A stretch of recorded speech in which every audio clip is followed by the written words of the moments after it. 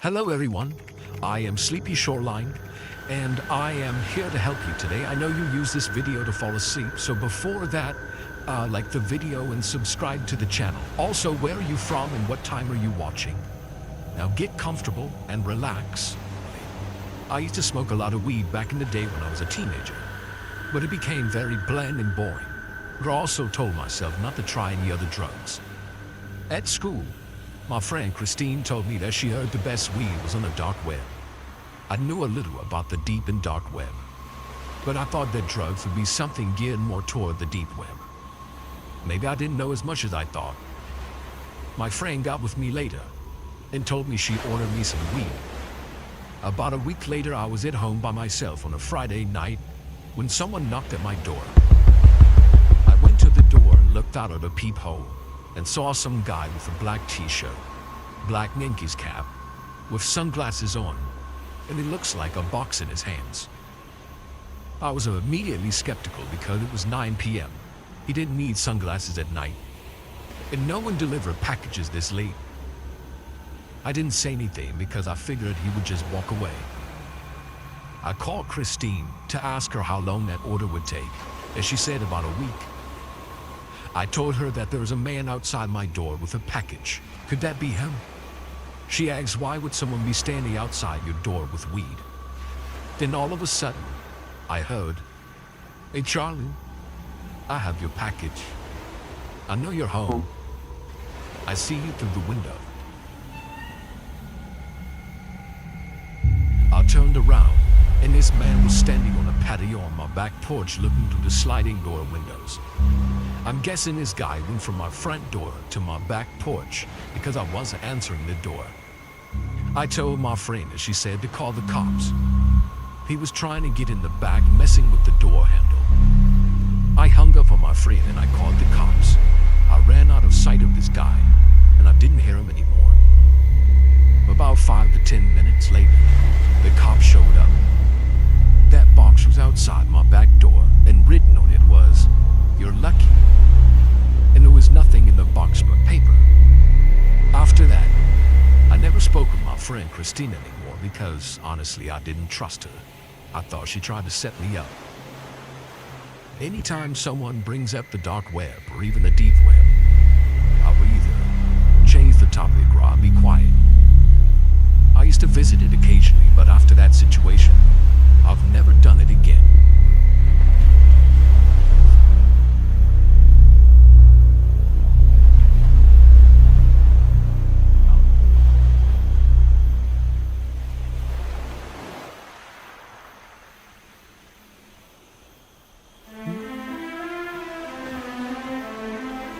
The traumatizing events of the story happened to me several years ago. This is the first time I'm sharing my story publicly in hopes it may help others who read it. At the time, I was a mother of a 4-year-old daughter. Her name is Juniper, and she is my entire life. The day of these events, my husband was at work, so I decided to do some Christmas shopping at the mall. On the way in, Juniper saw Santa sitting in the middle of the atrium and began jumping because I assumed she associated Santa with presents. We decided to get into line, even though it was long. We could get a picture and she could tell Santa what she wanted for Christmas. When it was finally Juniper's chance to sit on his lap, I immediately felt uncomfortable. I didn't like the way he was staring at her. His eyes were big and looked as if though he had been on something. She sat there for a moment and told the man what she wanted as I watched, filled with anxiety. After about 2 minutes, he got her off his lap and winked goodbye to her and said Merry Christmas. Happy this ordeal was over, we did the little bit of shopping we had to do and pressed on through the day. While I was browsing around one of the clothing stores, I looked up and thought I noticed the mall Santa sitting outside of the store we were in. Not taking any chances, I grabbed Juniper and walked out of the other entrance of the store. After a little while longer of shopping, we decided to get some lunch in the food court at the mall. I kept my eyes peeled because I just had mother's intuition that something wasn't right. We were finishing our food, and literally as we are about to get up, the mall Santa came over to our table. He walked right up to Juniper and said in a jolly Santa-like voice, "Hey there, Juniper. Remember to be good so Santa can come and bring you lots of presents." She was so excited, and so were all the people around me. It's easy to say what you would do in that situation, but I just stood still. I thought freaking out my daughter and rushing her away from Santa would be a traumatizing event, so I grabbed her hand and told her it was time to go. She'd said goodbye to Santa, and we left. That night at home, I told my husband about the entire story. He was angry, but agreed with my course of action. The next day, I woke up at about 8 a.m. My husband was already gone for work for the day. I happened to look outside and saw a strange blue car that I had never noticed parked outside my house. This didn't really bother me, considering it could have been anyone, but it was just peculiar. At about 11 a.m., I looked out the window again and noticed the car was still in the exact same spot. I made the choice to go out to my mailbox in front of my home and investigate the car. The car was empty, except for the passenger seat. There was a Santa hat on the seat. I tried not to jump to any conclusions, but it was just starting to make too much sense in my head. I ran inside and called my husband. He said I was grasping at straws, but decided to come home anyway to make sure I was okay. A couple of minutes later, my worst fear was realized. I looked out the window and saw the man in his car. It was the mall Santa, and he was taking a picture of my house with his cell phone. Once he saw me, he drove away, and he drove away so fast I couldn't get the license plate number. Minutes later, my husband came home and I explained what I saw. We called the authorities, but there really wasn't anything that could be done. I felt angry with myself that I looked at the car all morning and couldn't get a license plate number. My husband stayed home from work the next day just in case. At about noon, we walked around the house and noticed footprints outside of Juniper's window. Footprints in the snow that neither of us left. That night, I couldn't sleep. I felt like I was just waiting for something horrible to happen. My husband, Juniper, and I all decided to have a camp out in the living room so she could be with us all night. Shortly after midnight, my husband and I were alerted to the sound of a car pulling up. It was the mall Santa car from the day before, and he was approaching the house with a giant bag in his hand. I called the police as my husband stalked him through the windows. The lights were off, so the mall Santa couldn't see us through the windows. He made his way all the way to Juniper's window. He started to tap on the windows, almost as if though he was trying to wake her up. My husband stood on the other side of the window, trying not to scare him away until the cops came. That's when we heard it. "Hey Juniper, it's Santa. Come take a ride in my sleigh and I'll show you the reindeer." Praying that the cops would show up any minute, I sat in the fetal position, not knowing if this lunatic had a gun or any other weapon. He kept tapping, whispering, "It's me, Santa." Finally, the cops showed up, and when we heard the sirens out front, my husband jumped out the window and tackled the mall Santa. My husband yelled for the cops, and the cops detained the man. He didn't have any weapons on him, but his car did have duct tape and rope. It gives me nightmares to this day, thinking of that horrible situation and what could have happened. My Christmas miracle is that my family is safe. My daughter didn't have to really experience any of the intense feelings my husband and I did over those couple of days. If you as a parent have instincts about the safety of your child, please follow them. If I would have just left the mall when I felt uneasy, I could have possibly avoided this entire series of events.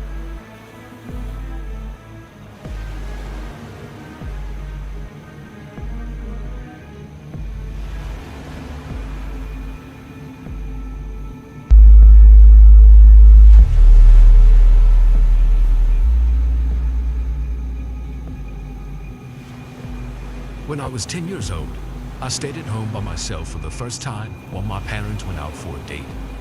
I was really into horror movies, so my imagination ran wild, so I had every light on in the house. I was scared, honestly, but not so much due to the lights. My parents told me they would be back by 10, so I wasn't really worried. I had food, blockbuster movies to watch, and my favorite game, Manhunt, on my PS2. By the way, this was 2004. It started to get dark outside when all of a sudden a storm hit, and the lights went out. As soon as it happened, I ran into our living room near the front of the house with my flashlight. I was deathly afraid now. I decided to get under the covers on the couch. I tried to fall asleep, but I was so afraid I couldn't. I don't know why, but I peeked out from under the covers, and I swear, I saw the silhouette of a man in the corner of the room. I jumped back under my covers, breathing heavily. Then all I heard was slow, methodical footsteps. They were coming toward me. Then I heard whispering along with the footsteps. My heart was pumping out of my chest at this point. Then the sound stopped. I just laid there frozen. No sound. Go. I got up and ran out of the house because it felt like someone touched my arm. Then I know I heard someone yell the word go. I pretty much ran out of the house with the blanket over my head. I ran to my neighbor's house. I told them what happened and they called the cops from their cell phones. My parents arrived a little later than they expected due to bad traffic. They seemed angry about what happened. The police say that there was no evidence of a break-in. I still to this day remember that feeling of fear, but I really don't know if it were my imagination or not.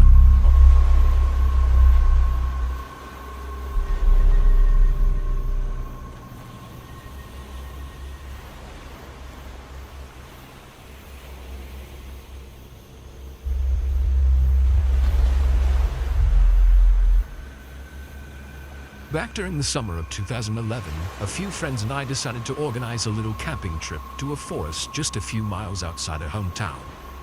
Delamere Forest, despite being pretty small, presented us with a much-needed opportunity to connect with nature. City living can be good, but it can be stifling. So any chance to get out into the countryside was well received. But as time went by and the date of the camping trip approached, things began to unravel. One by one, various friends called and texted to inform us that they wouldn't be attending. Be it family illness, lack of cash, or just laziness. In the end, there was only 2 of us that actually decided to go. So early on a sunny summer morning, we boarded a train for the journey down to the forest.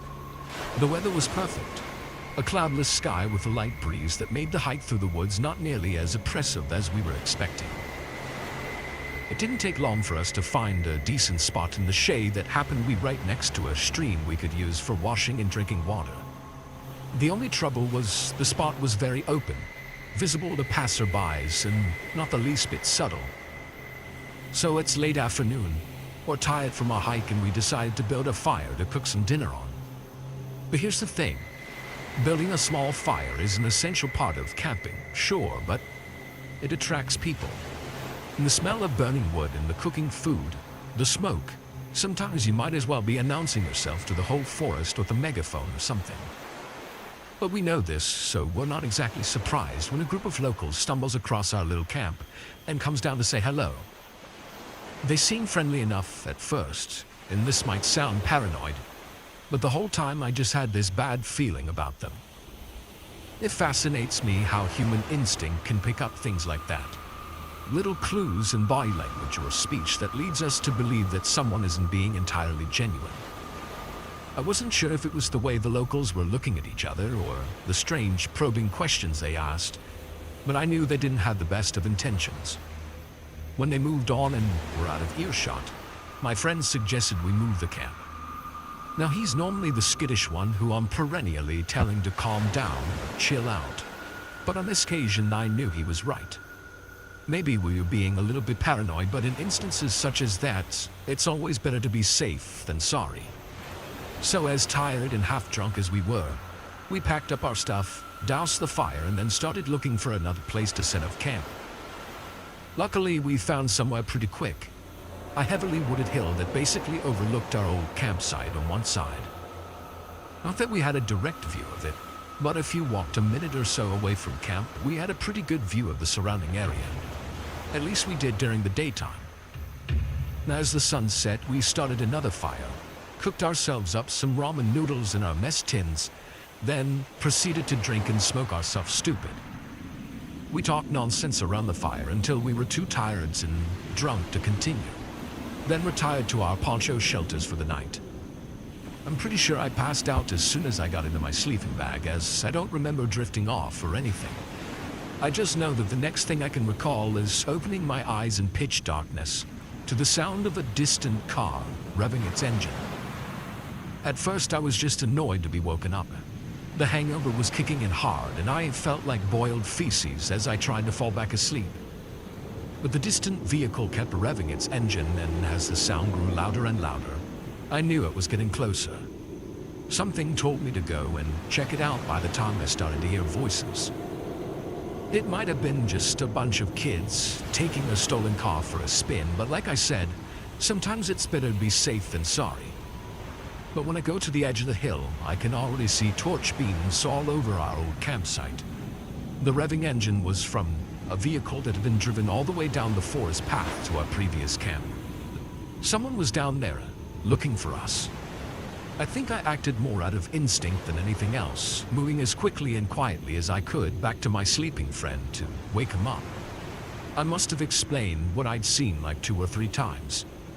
He was just as exhausted and half-drunk as I was, but when it sank in, he was up on his feet with me and helping to kick dirt on our dying fire.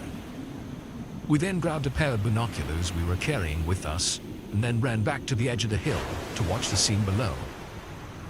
In utter horror, we could see what was in the men's hands, thanks to the torches that they shone on one another.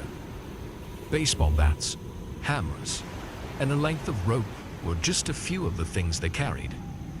They spat and cursed, furious that they'd come back too late to catch us to do God knows what. All we had were our Swiss Army knives to defend ourselves with. With one person keeping watch, the other went back to camp to pack their gear as fast as they could. The guys down below were hanging around our old camp, picking at the fire we'd so carefully constructed, taking all their spite out on the things we'd left behind. They didn't seem keen on actually looking for us, but they didn't seem like they were in a hurry to leave either. This meant we were essentially stuck on this wooded hill, as an escape attempt with our heavy packs meant that, if we were discovered, there would be no outrunning any of them, especially since they had a vehicle. We ended up staying there until morning. Neither of us could get any sleep despite the gang leaving with their vehicle. I remember being terrified they returned with more torches, with more of a will to find us. But they didn't. They were probably sleeping off their own hangovers by the time we were on the train ride home. Be careful when you're traveling around, whether it is internationally or locally, because despite the unfathomable kindness of strangers, some of them aren't so friendly.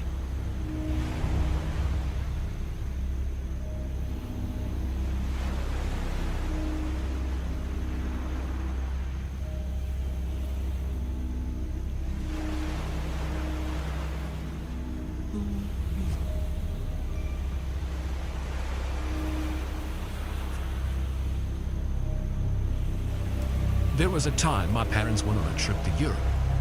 I was taking care of their house. I was home for the summer from school anyway, so it was fine. I had been there for a few weeks and it was pretty quiet. I just went to work, came home, had some time with my friend, enjoying the house to ourselves and whatnot. But one night, I was just laying there watching TV when I heard this really weird, low whistling sound coming from the window that was behind the couch. It struck me as sort of odd, and I just shrugged it off. But then it happened again. It totally sounded like it was a person standing up against the window whistling. I looked out the window and obviously there was no one there, so I figured I should go check it out. If it was something like the wind on a siding, I should probably fix it because that would get annoying. So I walked out into the backyard. The backyard in my parents' house is really pretty and sparse, but sort of forest that leads to a road on the other side. So I looked at the house. I didn't see anything. But then I heard the sound again. It was coming from the woods in the back. I was pretty creeped out at this point, and of course I couldn't see anything in the woods. So I hurried back through the door and I locked it behind me. I never really heard that sound again for the next few days. Until one night, I was asleep in my room, and I could have sworn I was awakened by the whistling sound against my second floor window. I listened hard, and it was dead silent. So I decided I should go ahead and look out the window. I did that whole thing where I crept super slowly towards it and just sort of peeked through it. Outside my window, there was a man just standing there. I was really sleepy, so I can't know how much of this I'm misremembering. But he was just sitting there staring at me. I was completely frozen, and slowly, the man pursed his lips, and I could hear that whistle again. It was crystal clear. It made me feel like crying. I tore myself away from the window and I hid under my covers. The next night I insisted that my friend stay with me. He did, and of course nothing happened. He figured that I was just tired and delirious, and maybe I was right. It gets kind of anticlimactic here, but I didn't hear it for another week or so. And when I did, it was just one small whistle just happening randomly, coming from a wall or something like that. It just happens every week or so, and it always freaks me out tremendously. To this day, I would never stay in that house alone anymore.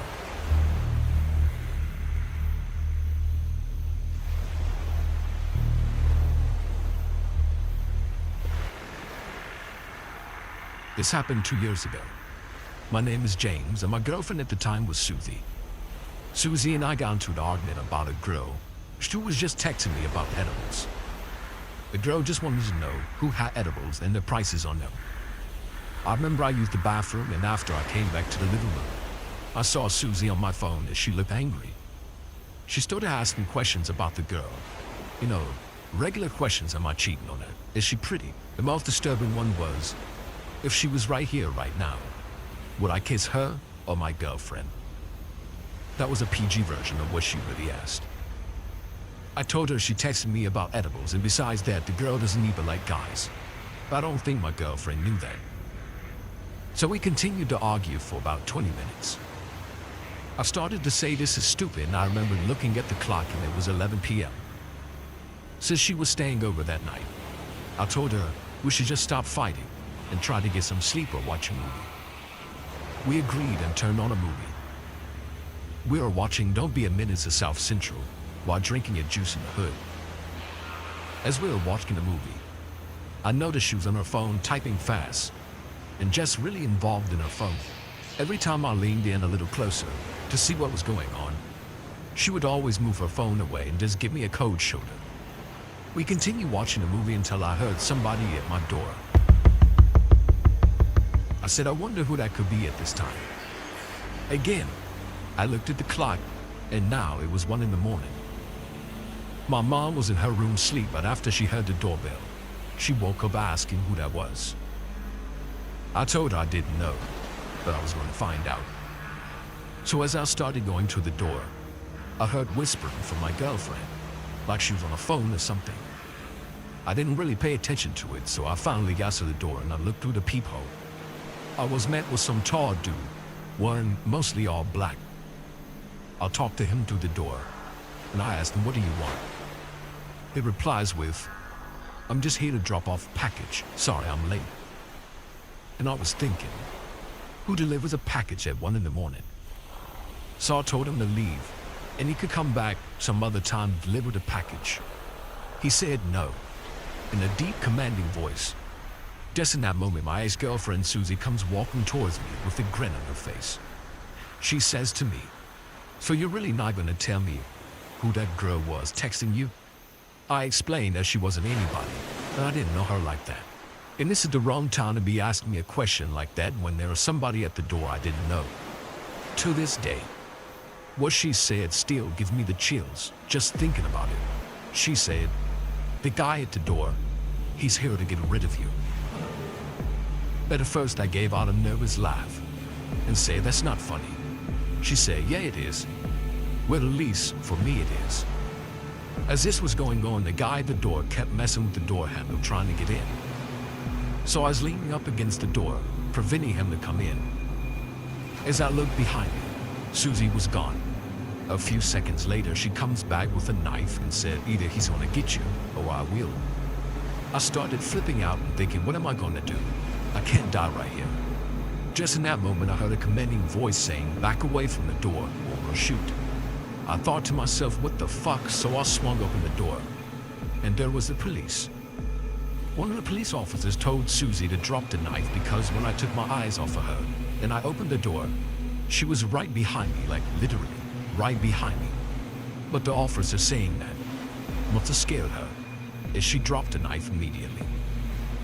Apparently, while all this was going on, my mom called the cops and explained the situation the best she could.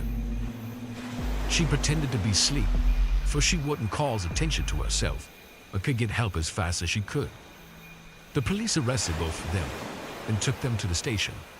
Apparently, the guy that was there was her cousin. And the whole time the movie was playing, she was texting him, telling him to come over and quote-unquote, deal with me. I'm just happy that I'm still here today. My mom saved my life. I don't even want to imagine what they would have done with me.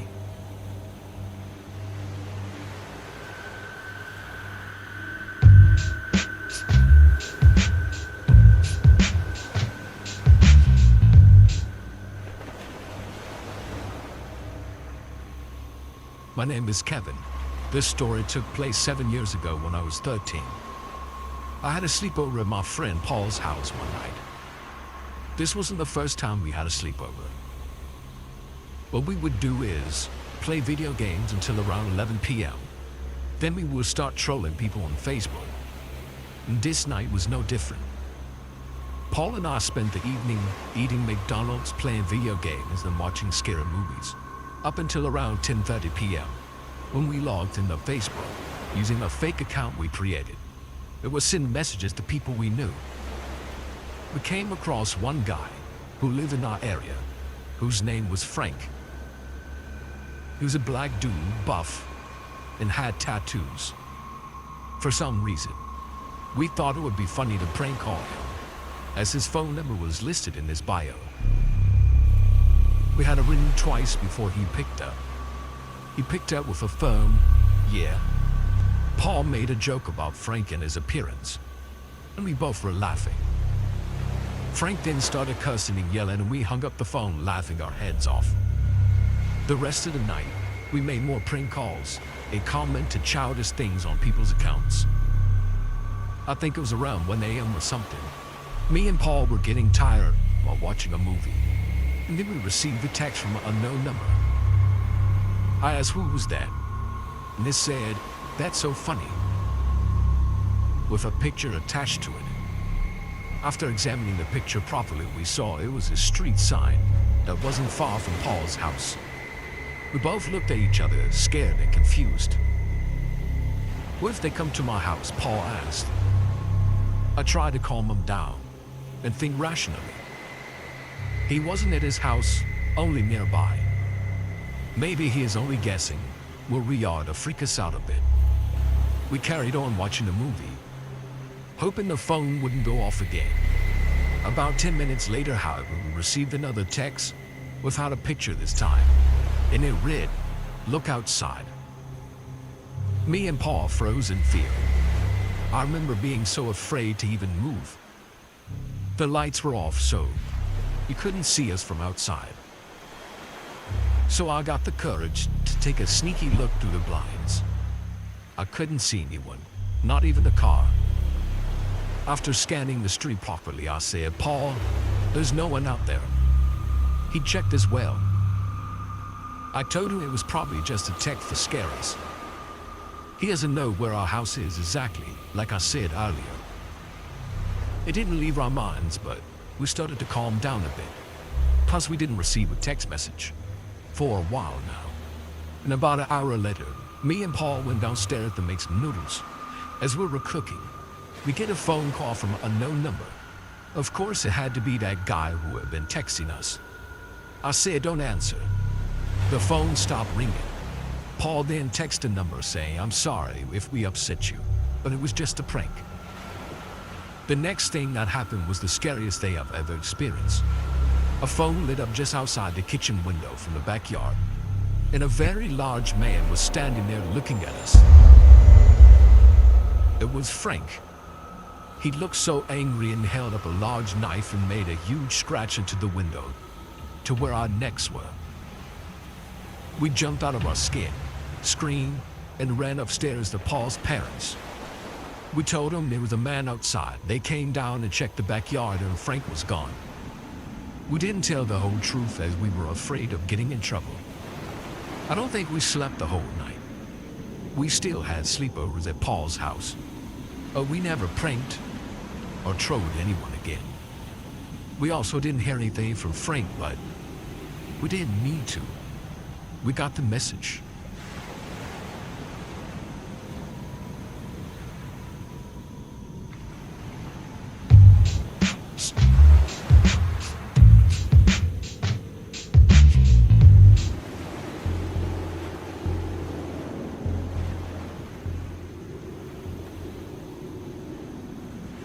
One night, while walking home, it started raining. Just what I needed, I thought to myself. I had no umbrella and I was in the middle of a road that crosses forest. With no place to cover, I decided to keep walking and wait for a car to pass, and maybe hitchhike. Around 10 minutes later, I started listening to a car approaching from behind. I looked back and the car stopped by my side. Slowly, the car window opens, and I could see a man inside. It was dark, so I couldn't see his face. I heard the man ask, "Do you need a ride, son?" I told him yes, please, because there's no way I was going to keep walking in this rain. This guy looked like an old man. He was skinny, with a wrinkly face. He didn't look dangerous at all. He actually seemed nice. We did some small talk until I was reaching my destination. I told the guy to drop me here and I could walk the rest. The rain had stopped by now. The guy said nothing, so I repeated again. "You can drop me here." He says, No, not yet. You're not ready." What? I thought to myself, I'm not ready for what? I was getting nervous, so I tried one more time. "Please, sir, let me out here." He looks at me with his eyes wide open. Now I can see his face. The guy looked old and his face was wrinkled with sharp teeth, and he said, I said no. I felt sick and I thought I was going to throw up. I was stuck there with that guy. I thought my only way out would be to open the door. I tried opening the door, but it was locked and I'm in full panic by now. I feel a weakness going through my body as I feel myself pass out. Finally, my eyes close and everything goes black. I woke up in the bed. I look around and it looks like a shack. The place looks trashed and smells terrible. At the side of the bed, I see some basic medical equipment. I listen to footsteps outside near the door. Without having a lot of time, I pretend I am still knocked out, and I wait. I don't keep my eyes shut. I leave a small opening. I wanted to see who was coming. The door opens. I see someone. I keep opening and closing my eyes very little to make sure he doesn't see I'm watching him. He reaches my side of the bed. He turns to the other side and starts picking up the medical tools. What is he going to do to me, I thought. With very little time to make a decision, I needed to do something quick, or God knows what will happen. I gained courage and I slowly get up. I started running to the door. While I was reaching to the door, I took a glimpse on the right, and there was an open door. Inside is an image that I would never forget. I saw a body of some random person and I wanted to throw up, but right now, I needed to escape. I opened the door and I ran through the woods. It was very dark. I couldn't see where I was going, but I didn't care. I just needed to be far away from that place. Finally, I arrived at the main road and I kept running. I found an open diner. I went inside and used their phone to call the cops. I gave the police a report of what happened. Then they took me safely home. A few months later, I saw on TV that the fugitive from an asylum was caught. He was living in a cabin in the woods. It was the same guy that kidnapped me. Suddenly, I had the same feeling from that night. But at least the guy had been caught. Never again in my life have I hitchhiked.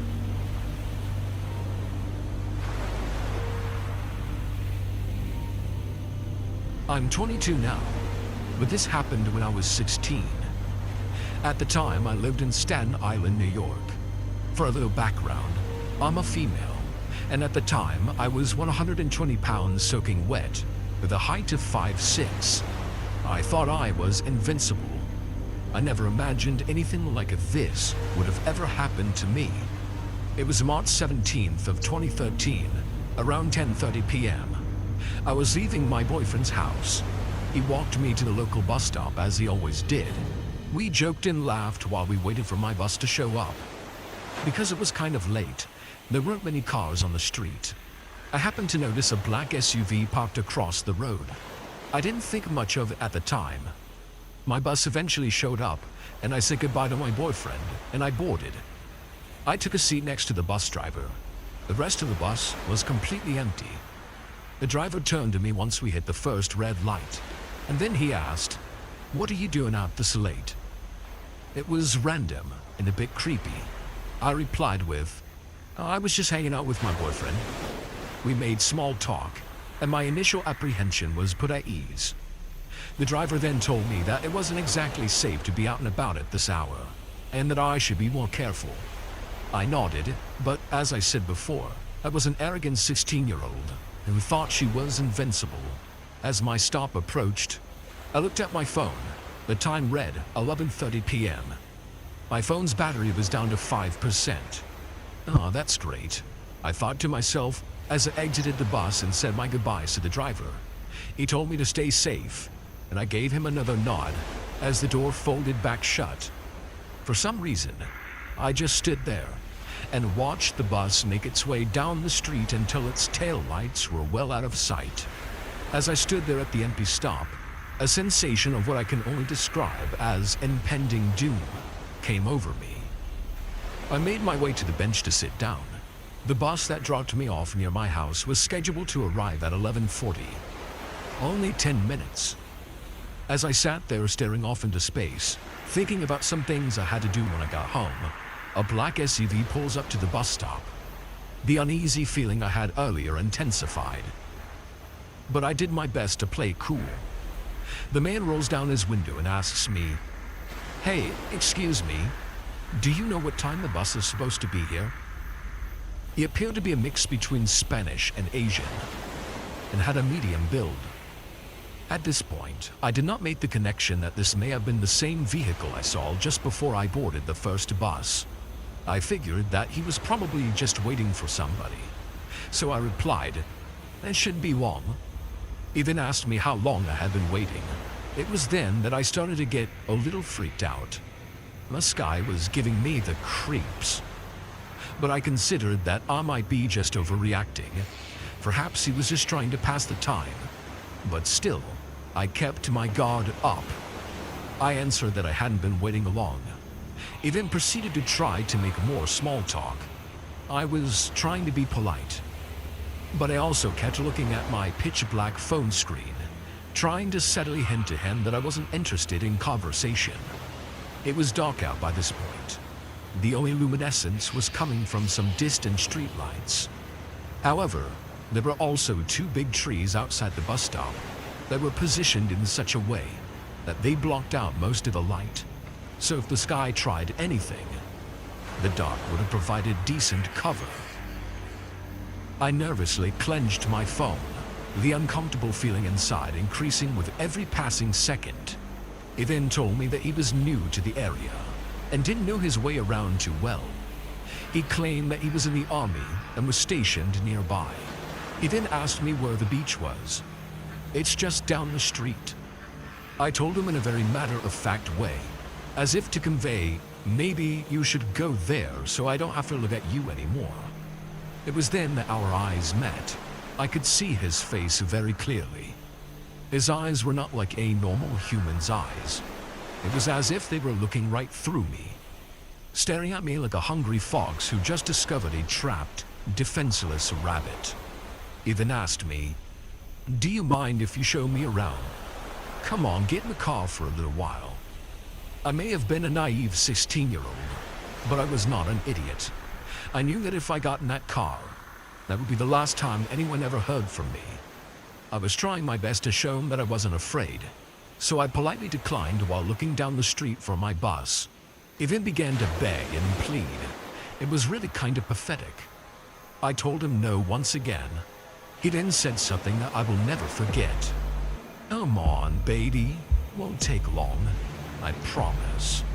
At that moment, my blood ran cold, and my stomach felt like it was going to drop right out of my ass. I felt absolutely sick, like I was going to throw up. But I kept my cool, and thankfully my bus was now in sight and coming down the street. A feeling of relief washed over me. I told him no once again, thinking that would be the end of it. He then told me that he would drive me home right afterward.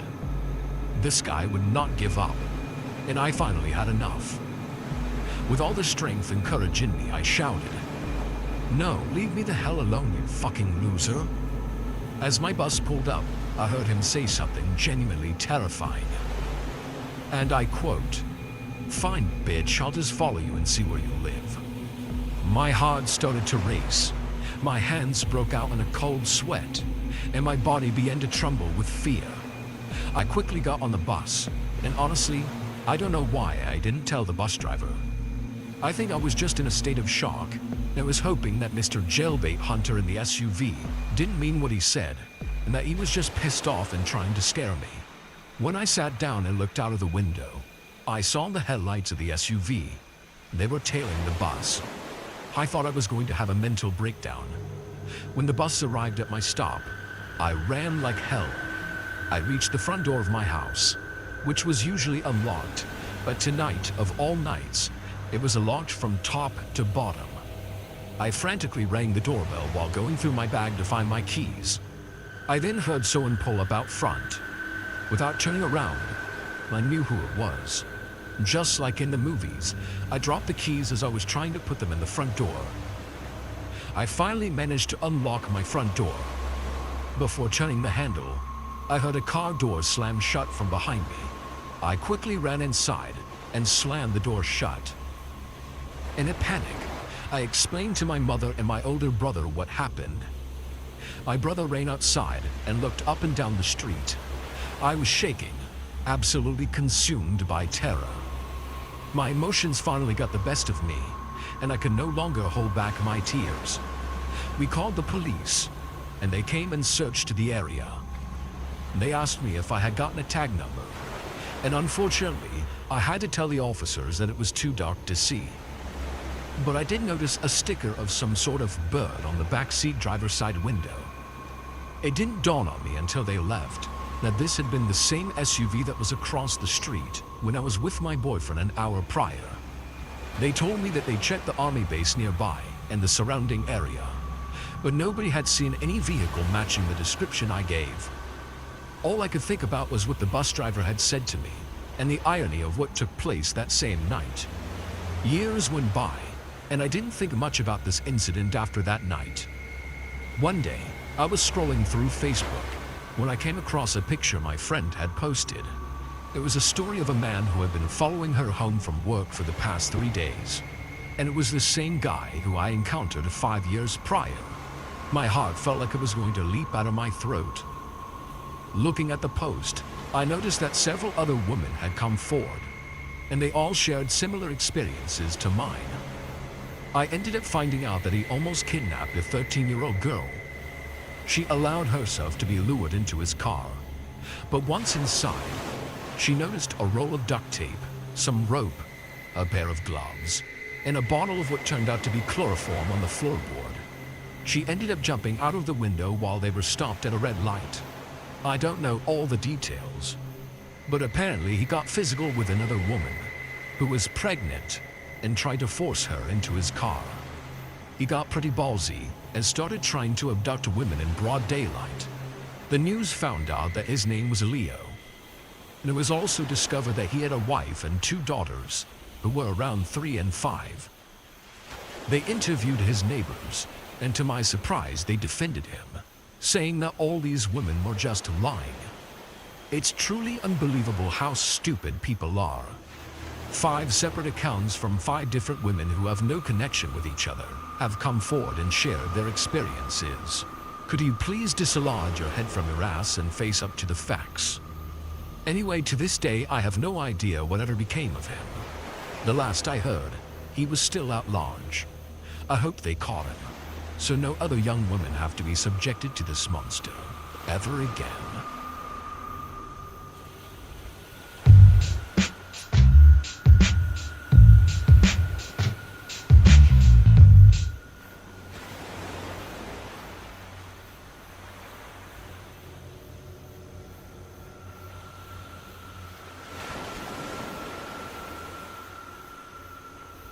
This happened about 6 years ago in the early hours of my 20th birthday. At the time, I had been working as a carpet cleaner. It's also important to note that I am a 6-foot male, and at the time, weighed about 210 pounds.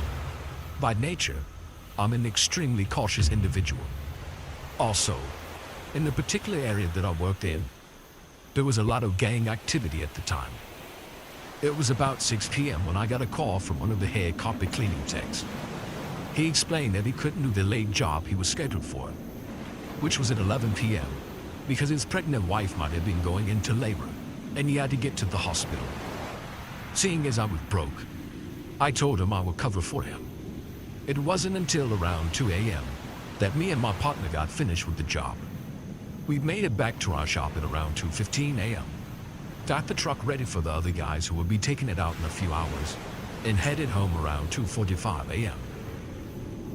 I worked for nearly 20 hours straight at this point, and had a 45-minute drive home. I lived out in the middle of nowhere. Being exhausted and barely able to keep my eyes open, I decided to stop at a gas station and grab an energy drink. When I pulled in, I noticed a black Buick sitting in the far corner of the gas station parking lot. I didn't think much of it. Perhaps it was the attendant's car. I went in, got my drink, and left. After about 5 minutes of being back on the road, I had a gut feeling that something was wrong. I saw a pair of headlights in the distance gaining on me. Deciding that I needed to confirm my suspicion before taking any drastic measures, I continued my drive home while keeping an eye on the headlights in the rearview mirror. I was about 2 miles from home and still being tailed by the headlights. That's when I decided to take a detour. After about 10 minutes of maneuvering on back roads, I knew that things were getting serious as the headlights followed me every which way. My little 4-cylinder Saturn was slow to get away. Now fearing for my life, I knew I had to try to take control of the situation, as well as keep from leading my pursuers to my home, where my sister and her 2-month-old son were staying at the time. At the next stop sign, I put my car in park, placed my 12-inch military-grade knife up my jacket sleeve, and grabbed a pistol I keep in my car for protection. I prayed I would not have to use them, and then stepped out of the car. As I did, the car that had been following me came to a screeching halt, and 4 men exited the vehicle. It was then that I recognized it was the same black Buick from the gas station. As the men climbed out, the moonlight revealed that one of them was carrying a large chain, and the others were armed with a baseball bat, a tire iron, and the one who I assumed was their leader had an axe. Seeing this, and making sure to keep my pistol out of the light, I asked, "Is there a problem?" One of the men responded, "You about to die, boy." It was at this moment that I realized this was some kind of gang initiation. I dropped a knife from my sleeve, gripping it in my left hand, while backing behind my open car door, trying to at least limit the direction they could attack me from. Seeing the knife and my attempt to put something between me and them, they laughed, and one said to the others, "This motherfucker think he's gonna beat us with a little knife." As they approached, I pulled the gun out and fired a warning shot at the leader's feet. The hardcore badasses quickly turned into little scared rabbits, and were now hightailing it out of there. I yelled after them, "You idiots picked the wrong guy to mess with.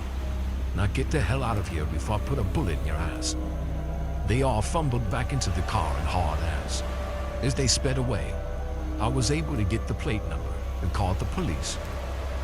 After getting off the phone with the dispatcher, I got back into my car. I made it home around 4 a.m. and passed out, When I woke up a few hours later, I called the police station to see if they had any leads. It turns out that the car was stolen, and they were unable to locate it. As far as I know, the car has never been found, and the 4 hooligans were never caught.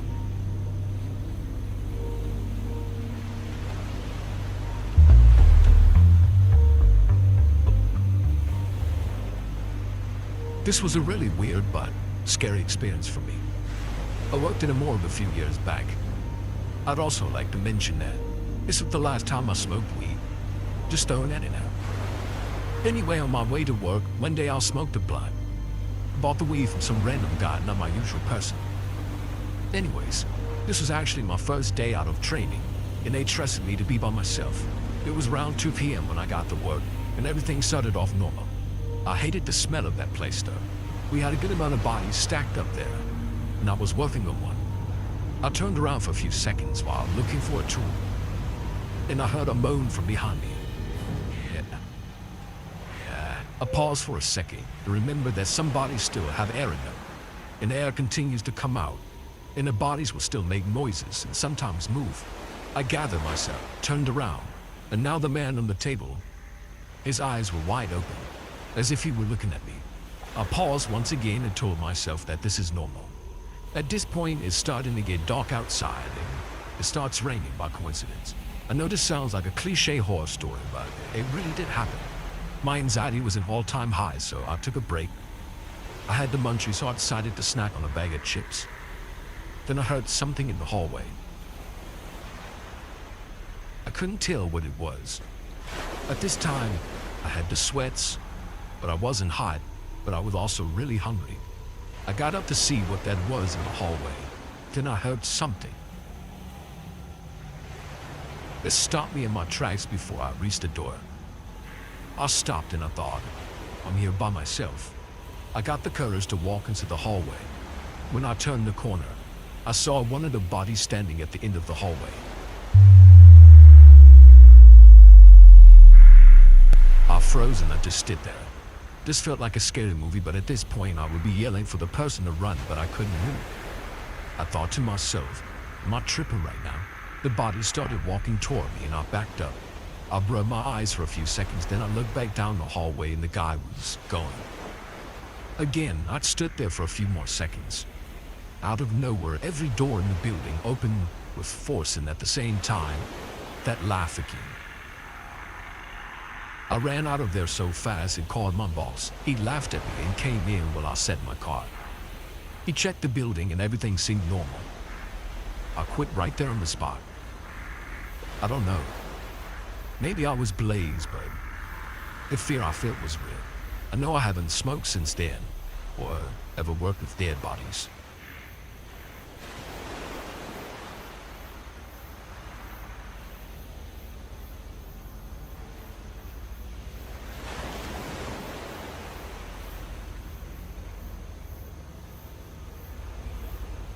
Hello, my name is Bianca, and I came from the Philippines.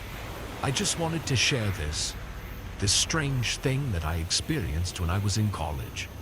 So, as far as Asian tradition goes, children live with their parents until they build their own families.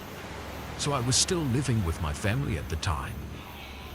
I was studying at a well-known university in the city, and my house was quite far, probably an hour or so drive from my home. I took the bus every single day, and usually would arrive home around 8 p.m. It was a late Friday night when the craziest thing happened to me. I went home pretty late, around 11 p.m., because I was bombarded with school and organization works. As if that wasn't enough, I was stuck in traffic for a couple of hours. I was pretty tired by then. My mom always waited for me in the living room so we could talk and eat together. But I've been getting home late recently, so I expected that she would be asleep by the time I got home. I was ecstatic when I saw her sitting by the couch and drinking a glass of water. I guess she heard the door open, so she got up and asked me if I wanted hot milk to help me get to sleep. I just replied no. I was too tired and really didn't have the energy to do anything. My mom sat down by the couch, and I did so too. We talked for 15 minutes about what occurred during the day. I yawned as I talked to her, so she then offered to let me sleep on her lap before going to bed.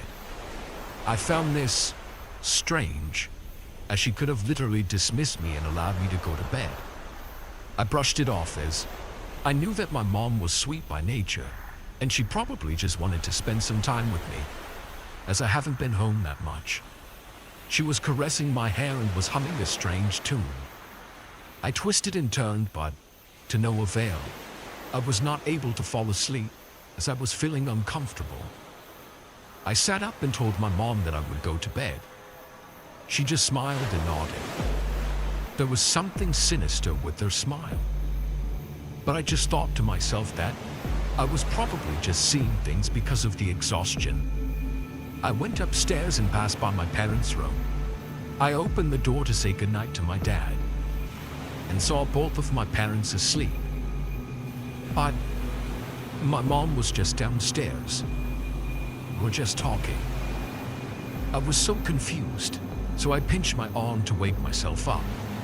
I decided to go downstairs to check if I was imagining things. I took 2 steps down and saw that woman who seemed to look like my mom going upstairs. I was completely frozen. Something strange is happening. She finally looked up to me and said, "Are you surprised? I really do look like your mom, don't I?" I ran to my room as fast as I could and slammed the door behind me, which woke my parents up.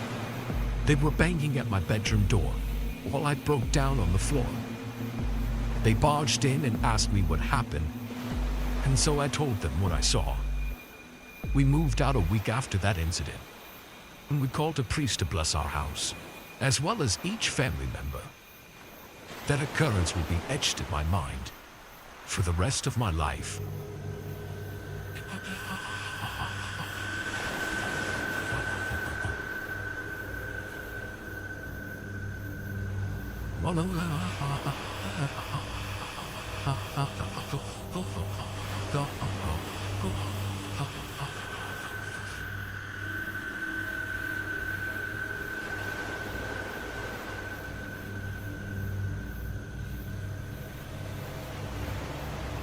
Back in 2001, I was 6 years old. I grew up in a remote town in far north Queensland, Australia. I knew this boy a year younger than me called Jason. He was the youngest and only boy out of 4 siblings, while his parents were very much lower class bogans, aka white trash. On a regular basis, the children were neglected, which could have been a contributing factor in Jason's death. Jason's family were staying in a relative's house in the outskirts of some town near a construction site. When no one was watching him, Jason went to the construction site where an accident occurred, and Jason was crushed to death by a large tire. Back in our primary school, there was Memorial Day held for Jason, and because of my age, I was totally oblivious to what had actually happened and had no concept of death. The main things I remember from that day were parents and teachers crying, the planting of the palm tree, prayers, and the tree getting blessed. A few days later, I was waiting to get picked up from school, and I saw Jason walking around the place. It was none of that transparent business. He looked solid and normal. I asked him where he had been, and he looked at me, then ran behind a tree. I looked behind the tree, and he was gone. Later, he was back again, but further away, walking off somewhere, so I stayed waiting for someone to drive me home. My mother ended up inviting Jason's family to our house. While the sisters and mother were there, Jason kept hanging around them, then disappearing over and over again. My brother kept telling me to stop staring at the family. I said I was looking at Jason, who then poked his head out from behind his mother and poked his tongue out at me. I thought that he was playing, so I chased him and ran around the couch. By the time I got to the other side, he was gone again. This is when things really hit the fan, because I turned to Jason's mother and said, "Where's Jason?" The mother burst into tears. The sisters started swearing at me. My mother scolded me, and my brother was trying not to laugh at everyone's reaction. The last time I saw Jason, my mother and I were at the shop when Jason's mother was walking past, and Jason was running behind her. Years later, after I graduated from boarding school and I was living away from home, I went back to my hometown and went to my old school. I actually forgot why a random palm tree was growing on the grounds of the year 1 and 2 block until my younger cousin told me it was put there for some dead kid. The palm tree is a dwarf palm tree that grows up near a wash-up sink in the playground. It's a pretty lame place to put it, yet it looks like it's thriving.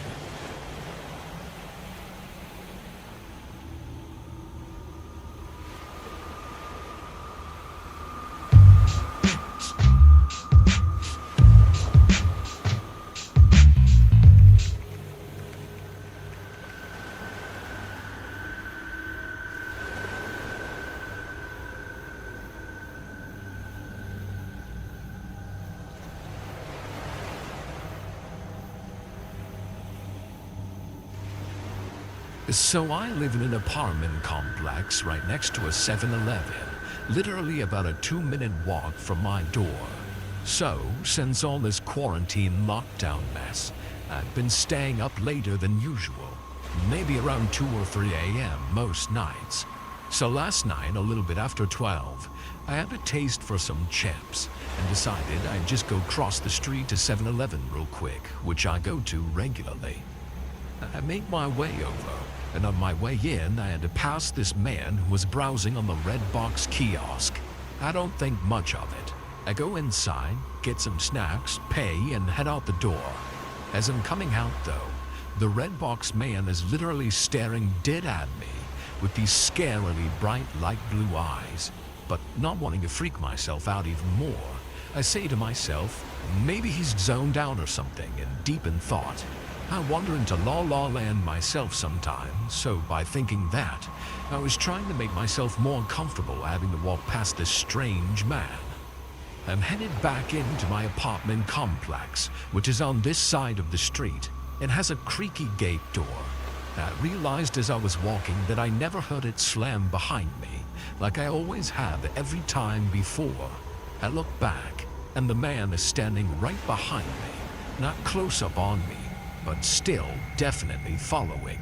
Once again, trying to ease my mind, I think to myself that he must be going home. I also noticed, though, that he didn't have any discs in his hand, for as much as he was at the kiosk the whole time I was in the store, taking my sweet, indecisive time.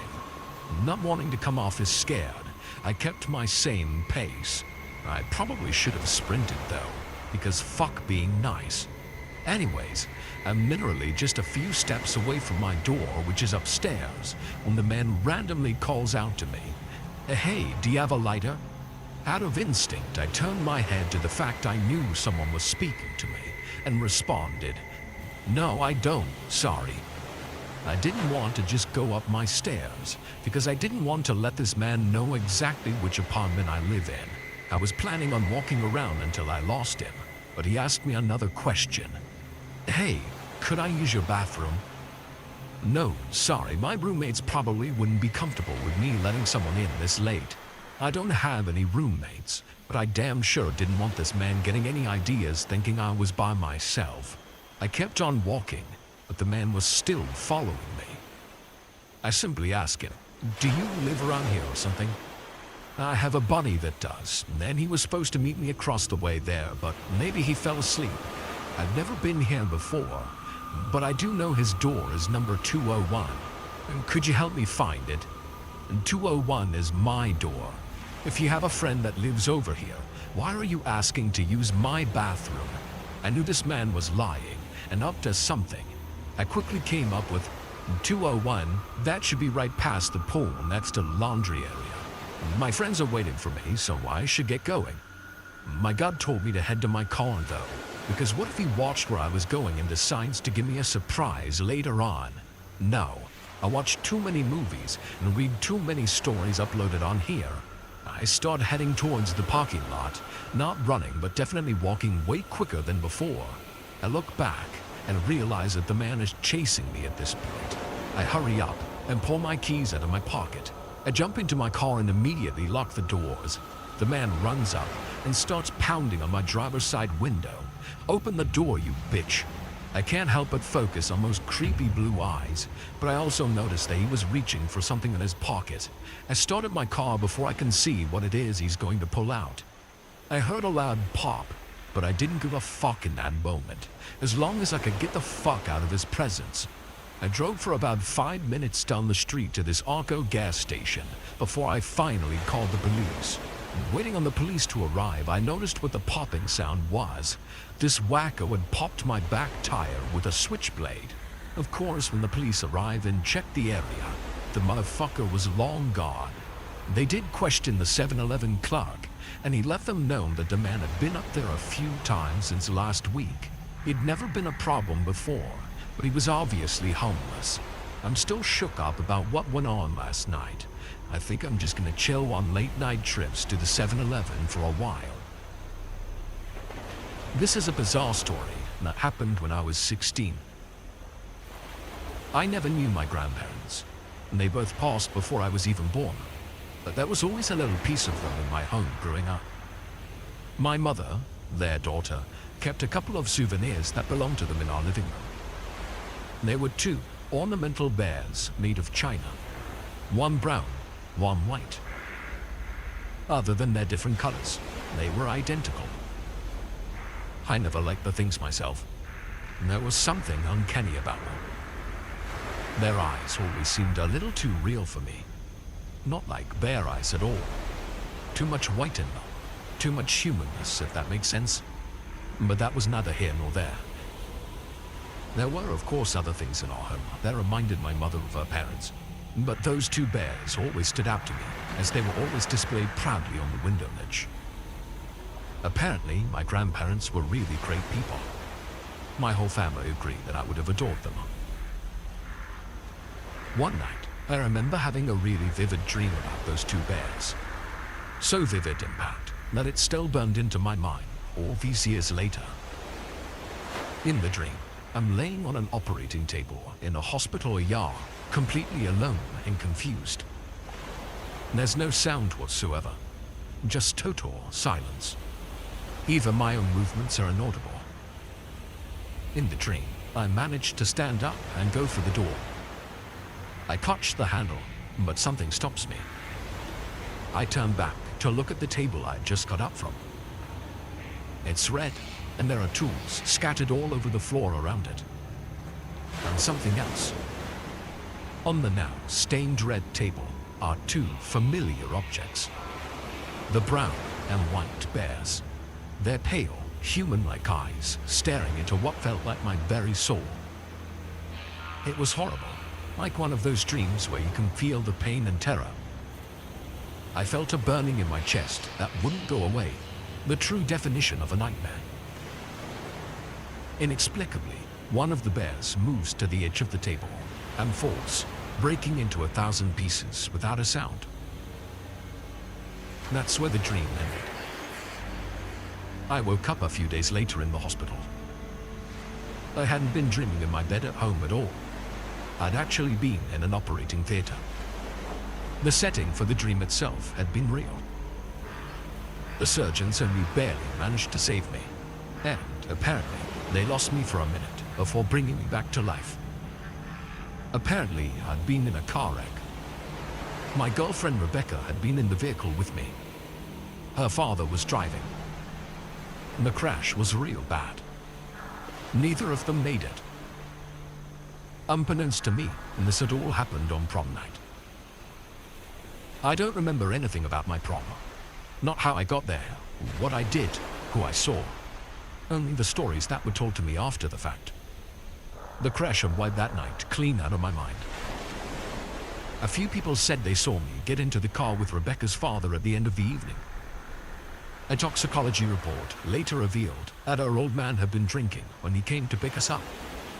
He always seemed like such a level-headed and responsible guy, so I'll never understand that.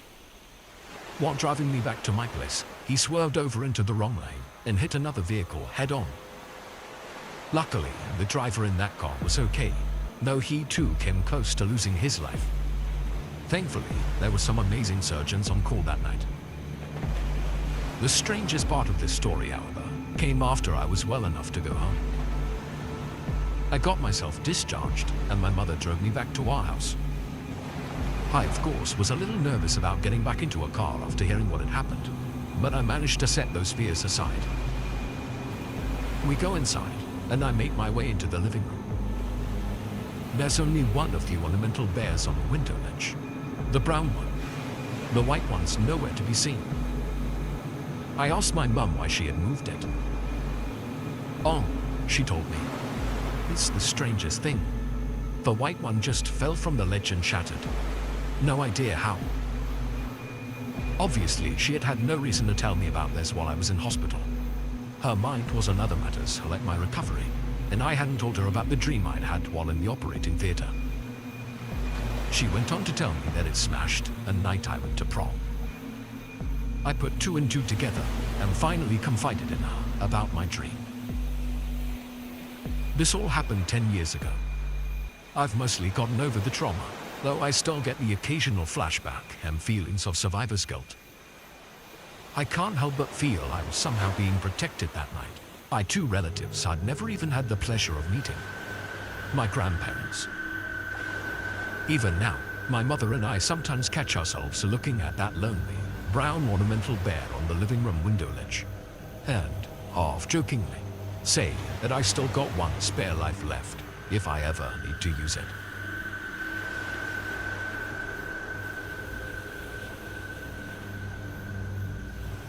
Back in 2008, I was taking a long trip through the USA, hitchhiking most of the way to save on travel expenses.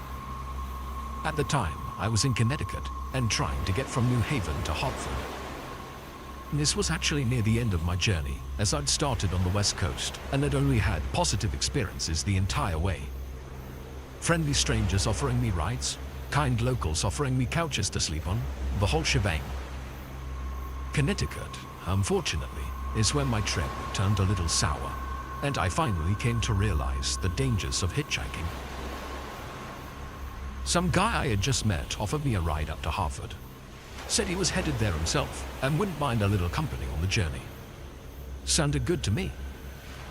Nothing about him seemed suspicious or nothing. Just a normal-looking dude. He was around 40 years old, muscular, like an outdoorsy type of guy. Had a picture of his family on the dashboard, a crucifix around his neck, and spoke real polite and friendly. We started rolling on down the road, and he gets to talking with me. Conversation was light-hearted and jovial, and we spent a lot of the time sitting back and listening to country music on the radio. I asked him what he had been up to that day before he picked me up. He told me, nothing major, just saying goodbye to a few friends he'd been visiting in the area. Somewhere between New Haven and Meriden, this guy's demeanor suddenly changed. His face went from smiley to serious. The whole atmosphere in the vehicle became darker.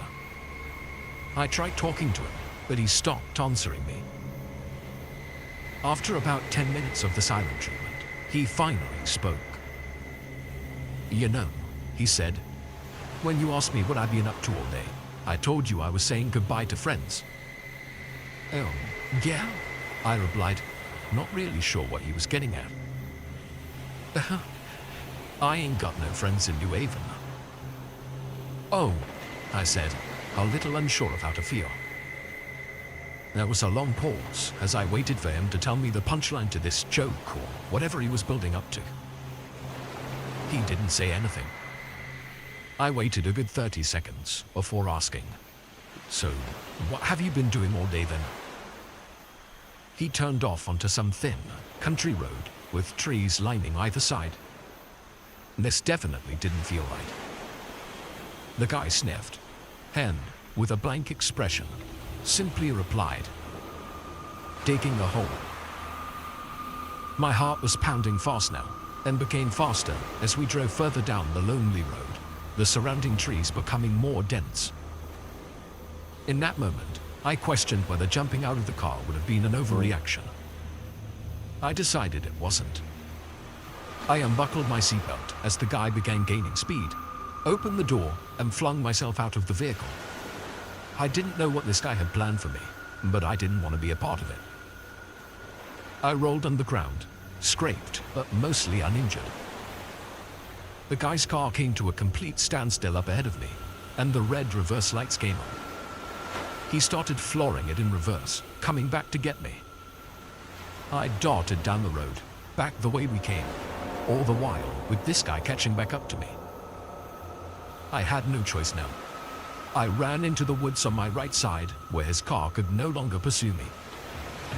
I rushed through the foliage and heard the guy slam his car door, hollering about how I was a stupid so-and-so and how I wasn't going to get away. From the sounds of it, he was chasing behind me, though I didn't dare to turn back and look. I refused to stop moving.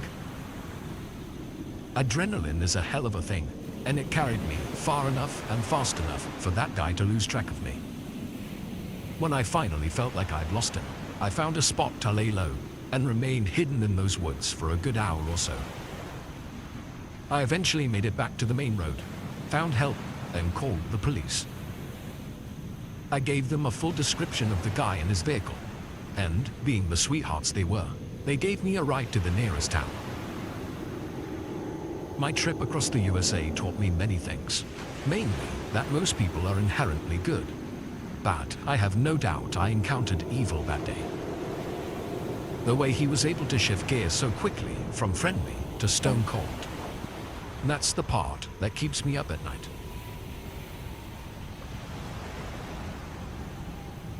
There are a lot of crazy stories from Florida, but I think my experience has to be considered one of the weirdest.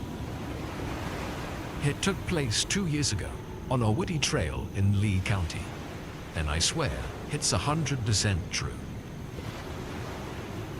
My girlfriend and I were driving home one night, and at one point or other must have taken a wrong turn somewhere. We were coming home from a weekend break and were taking an unfamiliar route back. It was dark, and our GPS wasn't working right on the country roads. We were both getting pretty frustrated when, by chance, we saw another car parked up ahead of us in the distance.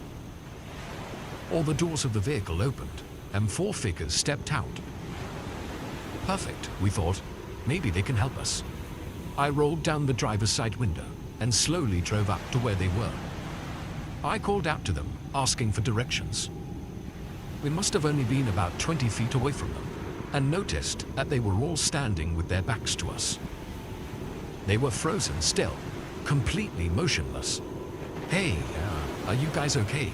I asked. No response. I drove up right next to their car, and again, I asked, "Well, are you okay?" In total unison, they all turned their heads to look at me. And when I say their heads, I mean only their heads. Some of them twisted their heads so much they were on backwards. The rest of their bodies remained perfectly still. But the worst part was their faces. When I saw them, I swear I felt like I was going to faint. They were pale white and completely featureless. The one closest to our car started shaking its head, no. Its head was moving very fast and jerky, and only became faster and faster. They all turned their bodies to face us and started slowly moving towards our car, their movements stiff and awkward. We didn't stick around to see any more. My girlfriend yelled, "Drive," and believe me, I did. I looked back as we drove off, and they were all standing still again, except for the one that kept shaking its head real fast. Had I been the only one to have experienced this, I would have thought I was going crazy. Hell, everyone I've told has called me nuts. But my girlfriend can back me up, and neither of us will ever forget what we saw in those woods that night. Is there anyone else out there that's encountered something similar? We can't be the only ones.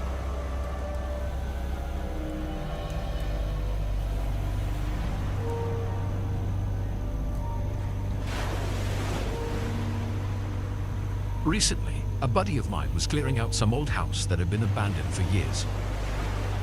While inside the attic, he came across a USB, which really stood out to him. Everything else in the house was old and decrepit, but the USB was obviously modern, not from the same time as all the other stuff in there. Like somebody other than the previous homeowners had come in and left it there. Hammerman, or one word, was written on it. Nothing else seemed out of place or unordinary. For whatever reason, he decided to pocket the thing and take it home with him. After he looked at what was on the flash drive, he called me out and invited me around to his place. Said he had something I had to see. Now, together, we sat looking at his computer screen as he opened up the USB drive. There was just one large file stored in it. A video. I need your opinion about what to do, man. I can hardly believe what's on this thing, my friend said to me. I could tell from his tone and expression that although he wanted to show me what was on it, he was also nervous and uncomfortable. Go ahead, click on it, I said. He obliged. I'll describe what I saw now, but believe me, it's not for the faint of heart. Almost made me lose my damn faith in humanity. The video looked to have been filmed on a phone camera.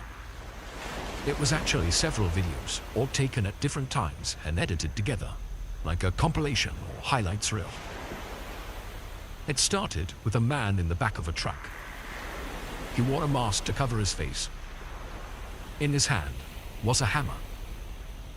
He's laughing with the guy who's holding the camera, but they were speaking in a language I couldn't understand. Sounded like Russian, but I can't be sure. The vehicle they're traveling in comes to a screeching halt. The masked man quickly opens up the truck's sliding door and jumps out. The cameraman follows closely behind him. Walking alone down some lonely country road was a man, maybe in his early 30s, I'd say. He looked shocked and confused as the masked man ran up to him. Before he even realized what was about to happen, the guy with the hammer lifts it up and slams it down on the guy's head.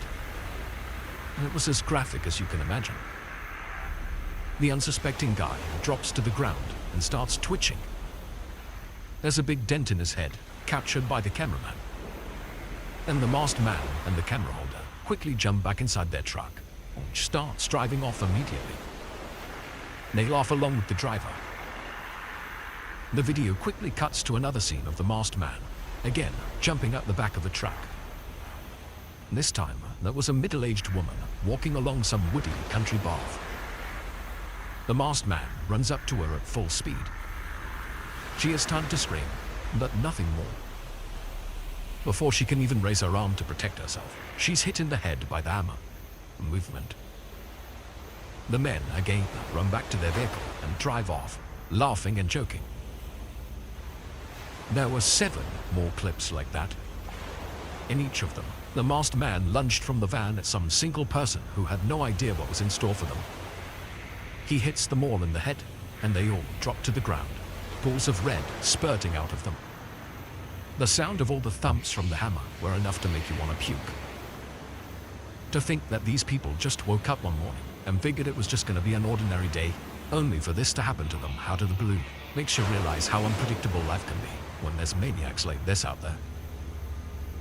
Anyway, I don't know exactly what this video was, when it was made, or where it came from, but it seemed to me like a group of madmen who just drove around lonely country roads looking for innocent people to strike with a hammer. No rhyme or reason to it. I have no idea how it came to be in that abandoned house, nor do I know the fate of all the people in the video. From what I saw, I wouldn't say any of them survived. My friend agreed to call the authorities and give them the USB. As far as I know, nothing's come of it yet. Hope they catch the guy and his accomplices who filmed it and drove him around.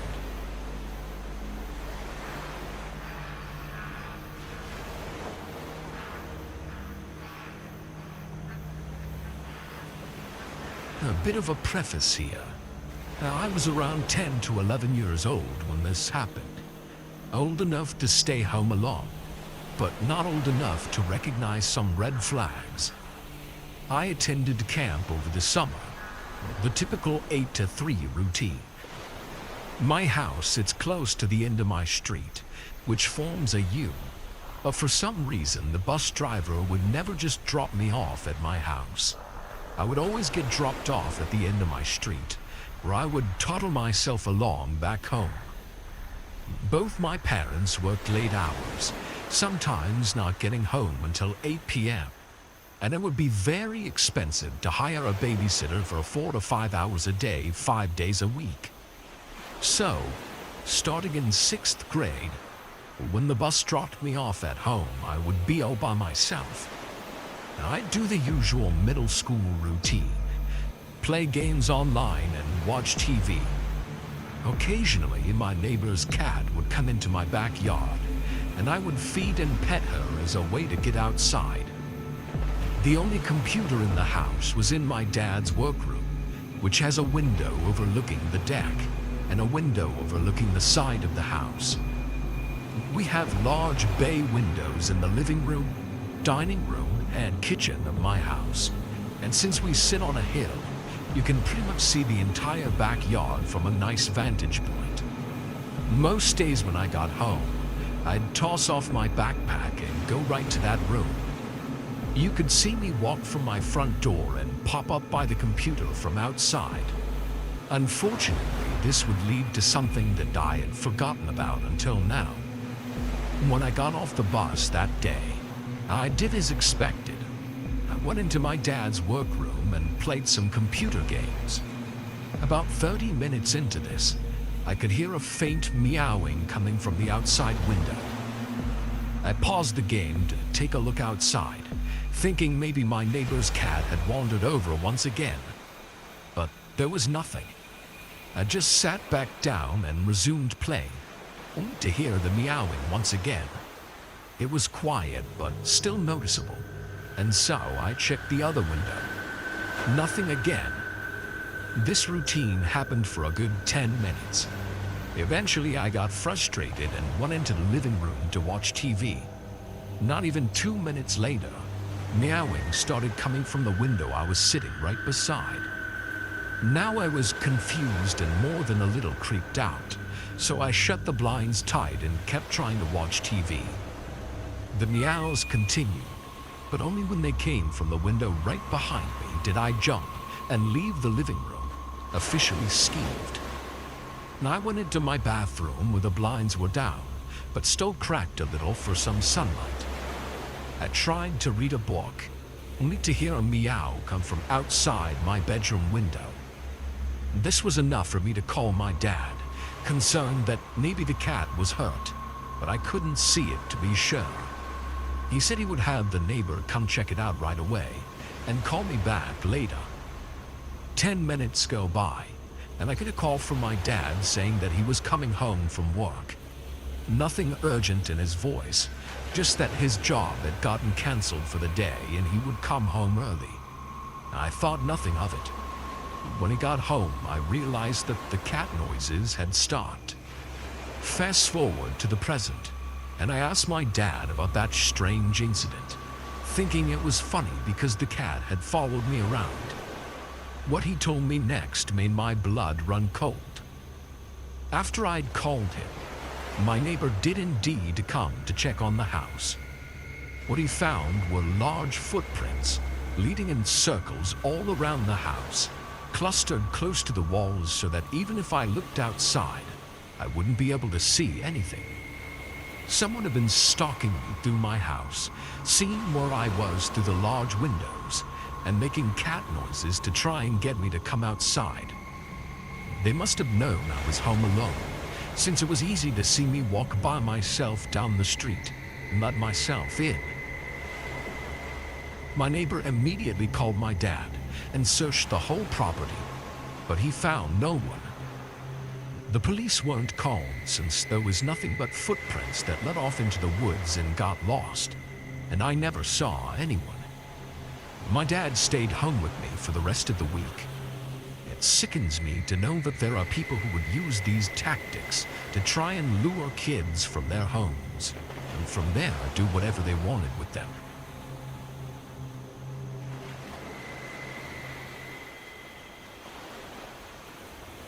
When I was 15, I'm female. My mom, older sister, younger brother, myself, and our dog Betty all lived in a rural area. To give you an idea of how rural, the local school had a roll of 12 kids from a surrounding 150-kilometer radius. It's a long story how we ended up living out there, and thankfully we weren't staying there for long. Not far from us was the turn off to a long, dead-end road into the hills. At the end of the road was the regional base for a notorious gang who held a lot of power in the area. We have been told by locals that they never had any trouble with them because they didn't shit in their own backyard. The night it happened, it was dark and it was snowing. I had changed for bed with my lights on and curtains open, never imagining that there would be anyone around to see me.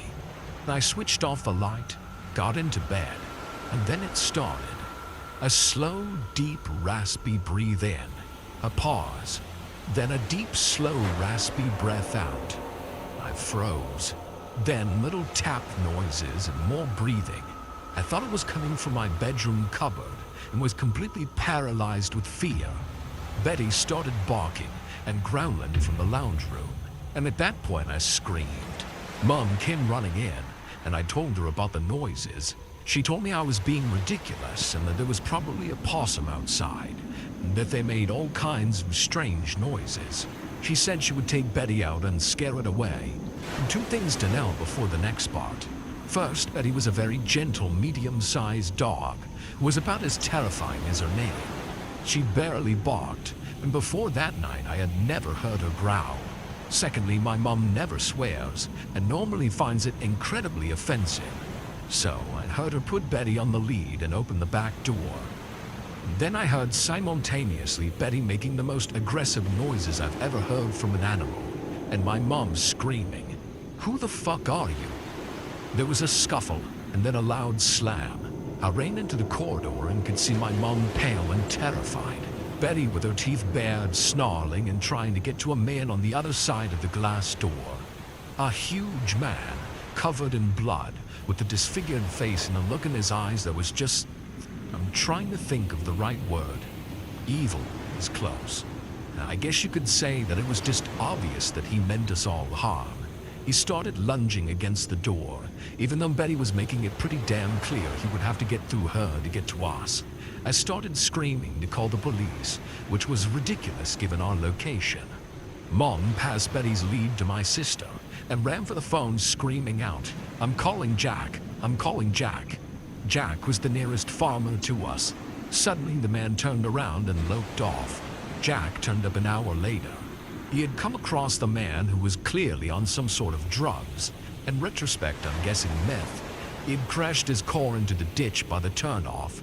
Because the guy was apparently affiliated with the gang and Jack valued his life, he had to help the guy get his car out and send him on his merry way. We moved in with friends the next day and left the area within weeks. There are so many fortunate things about that night.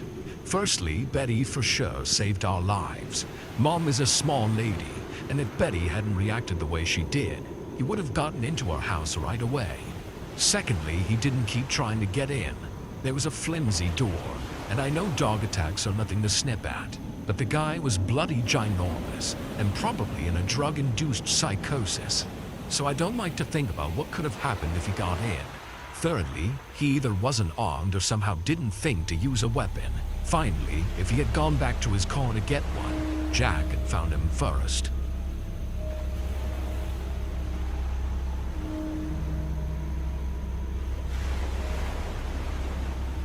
I've been fishing ever since I can remember, and it's a real passion of mine. I like to go fishing whenever I have spare time, which is scarce these days. This story happened several years ago when I was 15. I live in the middle of nowhere, and there's a creek that runs through the woods beside my house. I went one afternoon after school had ended to fish in the creek. The creek is about 1.5 mile walk through semi-dense forest. The walk began pretty normally. I have a path cut through the forest that leads straight to the creek, so I have no problems getting there. Once I arrived at the creek, I sat down on the bank and began fishing. After 30 minutes, I began hearing sticks break on the other side of the creek. I didn't move a muscle and strained my eyes, looking for the source of the noise. I saw turkeys walking through the low-hanging branches. I sat and just watched them for a minute, being careful not to spook them. All of a sudden, they flew into the air and towards me. They went over my head, which was weird because I knew they wouldn't usually fly towards something that had spooked them. I figured that maybe they had seen a coyote or wild dog on the opposite side of the creek. I'm also an avid hunter, and I was carrying a .22 caliber pistol on my hip, in case I came in contact with a predatory animal. I unholstered my pistol and stood up, being very wary of my surroundings. Then I saw a man standing behind a tree, probably 50 yards away from the opposite side of the creek. I could see his left eye and scraggly long brown hair sticking out from behind a pine tree. My heart dropped down in my stomach. As I said, I live in the middle of nowhere, so nobody should have been that far back in the woods. I began to sweat, thinking of what to do. I didn't think that the man knew I had seen him, so I bent down, grabbed my tackle box and fishing pole, and began walking away at a normal pace. I had a pistol, but I didn't want to have an altercation with the man because I was unsure if he was armed. I looked behind me about every 10 steps, trying to see if I was being followed. Then I began to hear loud, almost thunderous footsteps. He was running and gaining on me. I began to sprint. I'm a pretty athletic guy, and I managed to maintain my lead on him. I only had about a quarter of a mile left to go when I heard the footsteps begin getting closer. I had no idea how the man was gaining speed after running almost a mile. I knew that I had to do something. I unholstered my pistol, turned around, and fired 2 shots in the man's direction. He stopped as fast as he could and began sprinting the opposite direction. I fired 1 more shot just in case, then I kept running. I finally got to my house, locked all of my doors, and ran to my bedroom. I was home alone, so that meant I had to defend myself or call the police. I didn't call the police because I wasn't sure if they would believe me, so I took my 12-gauge shotgun out of the gun safe and sat at the kitchen table. I waited for what felt like forever, waiting for something to happen. I finally heard my dad's car coming down the driveway. I ran outside to tell him what had happened.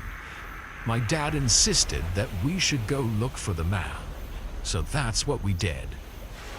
I never saw the man again, but I haven't been to that creek since.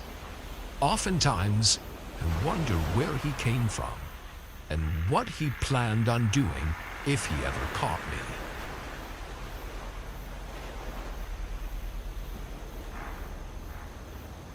I'm 15 years old and I prefer my full name was not revealed, but my name is Luke. This happened to me about 2 weeks ago while I was quarantined because of the coronavirus. There has been no school. I've been able to stay home a lot more. On a Friday night, my parents went to go visit my older brother, who was 25, in the city to check on him, while I stayed at home because I wasn't feeling well.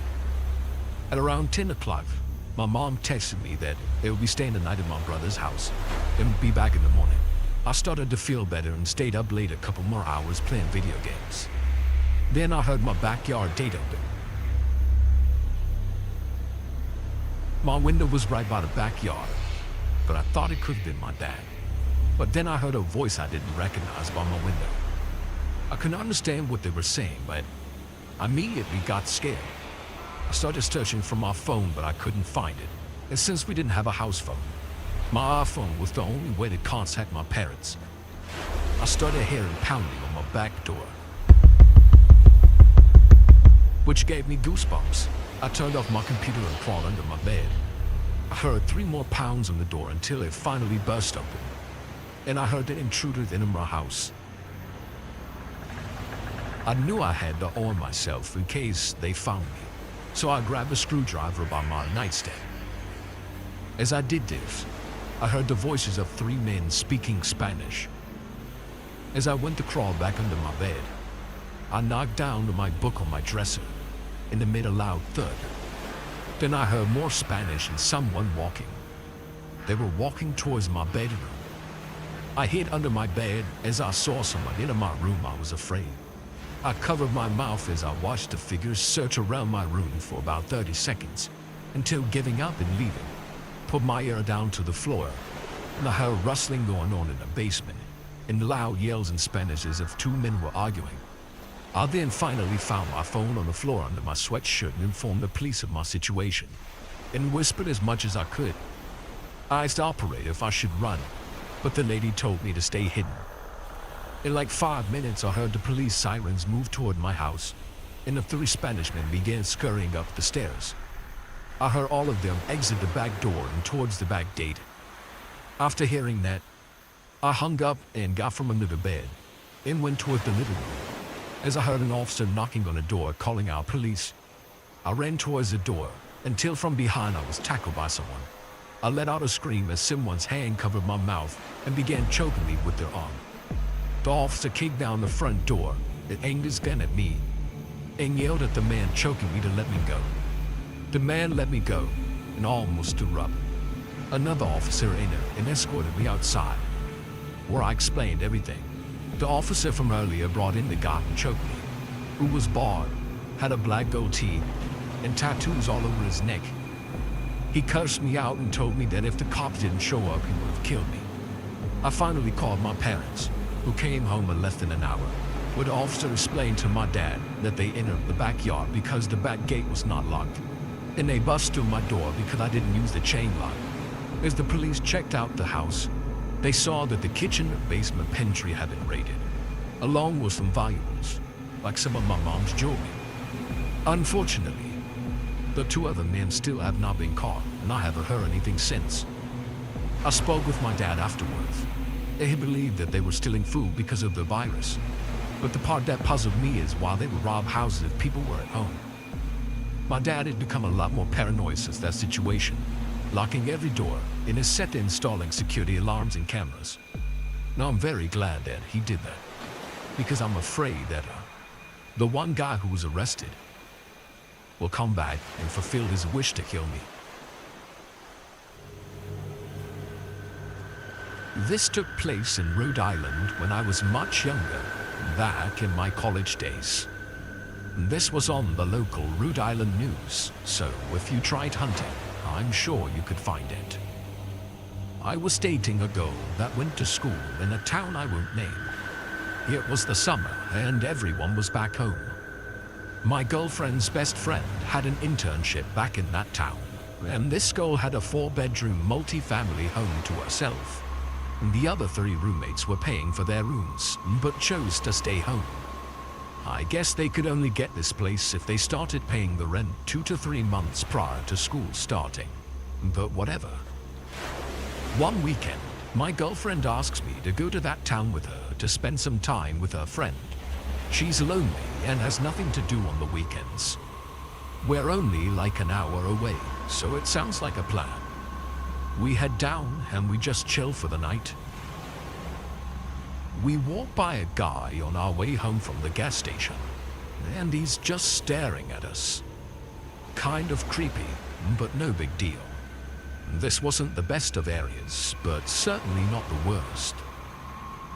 We eventually will pass out, and me and my girlfriend head home the next day.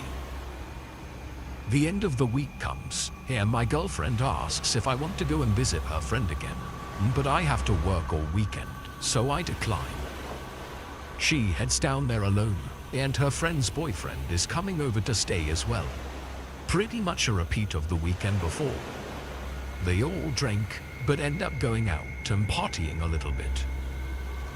They're walking back after a night of drinking when they enter the mudroom at around 2 a.m. The mudroom door had been left unlocked. They close it behind them, and there's a really raggedy-looking dude in there waiting for them. He says out loud to them, "Get in the fucking house." They all turn around, and he has a gun. My girlfriend's friend has already unlocked the door to the house, and it's partially opened. Everyone is frozen in place, and the guy repeats himself, "Get in the fucking house." The boyfriend then steps forward with his hands up a little bit, trying not to seem confrontational. "Hey man, calm down. It's all good." I don't know how the fuck this dude was brave enough to do any of this. As he says that, the intruder shoots him. My girlfriend and her friend run into the house and hide under a bed. They can't hear this, but the assailant took off and didn't follow them back in. They don't know this though, and they're terrified, hiding under a bed while the boyfriend is screaming for help. They think the psycho's in the house and is looking for them. My girlfriend told me they were both silently crying under the bed while the boyfriend screamed for help. The worst part was that he was yelling, "Help me, I'm dying." The neighbors heard the gunshot and screaming, and they called the police. They ended up catching the dude. He'd been watching the girl for weeks. Here was the guy we had seen watching us the week prior. Worst part was, the girl's boyfriend didn't make it. This older man has lived in a corner basement unit in my girlfriend's apartment complex for many years. I noticed when we walked down to the basement hall to go do laundry that I could always hear this loud music coming from his apartment. It was loud, but not enough that you'd hear it in your own place. He also always had sheets covering his windows, even on the nicest sunny days.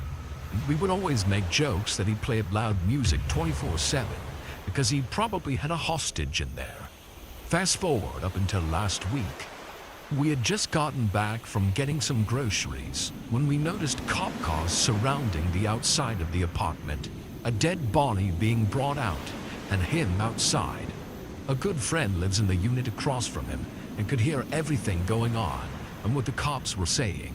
So she filled us in on the info she could get. It turns out he had called about his girlfriend dying of COVID-19. They came over to get the body and asked questions.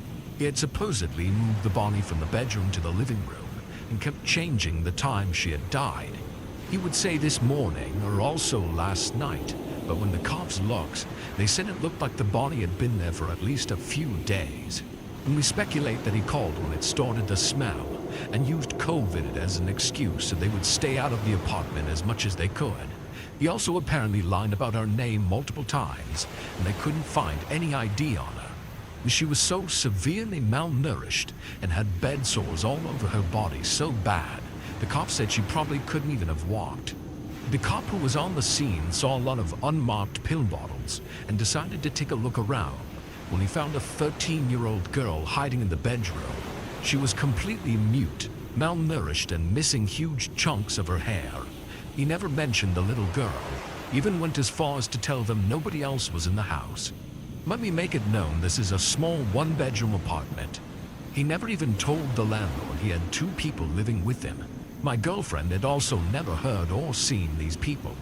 The cops said there was no type of ID or birth certificate for the little girl, and the apartment was completely riddled with black mold. No edible food anywhere. They also found several guns. This man turns out to be in his early 60s, and the woman who died was 30. It turns out he never got arrested, for God knows why.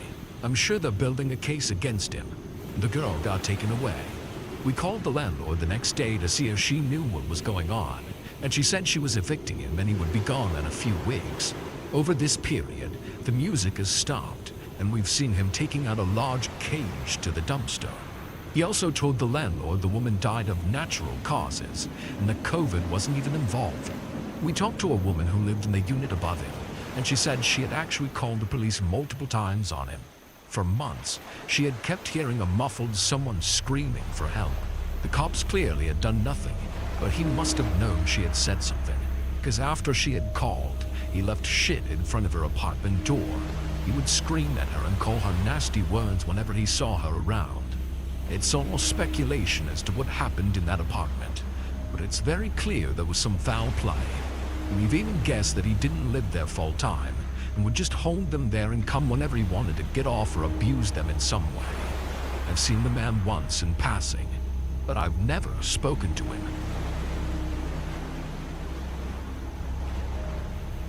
A friend finally convinced me to share this story, since she's always teasing me with it.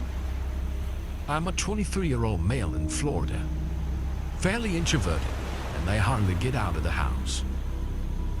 This encounter happened a few months ago. It was about 12 a.m. and I was getting a bit stir-crazy and needed to get out and just chill with someone. So I texted a special lady friend of mine. We made plans to do our normal routine of hanging out at this nice secluded park. I went and picked her up. We drove past our spot and spent a couple of hours just chatting about anything and everything. Then she got hungry, so we decided to hop in the car and drive down the road a bit to McDonald's. Hooray for 24/7 fast food. This is where things started getting weird though. We arrived at the McDonald's and went inside instead of do the drive-thru. She ordered her food while I went to the restroom to wash my hands. I'm a bit of a neat freak. I really wish I hadn't gone into the restroom that night. As soon as I walked in, I saw this guy standing at one of those heater dryer things.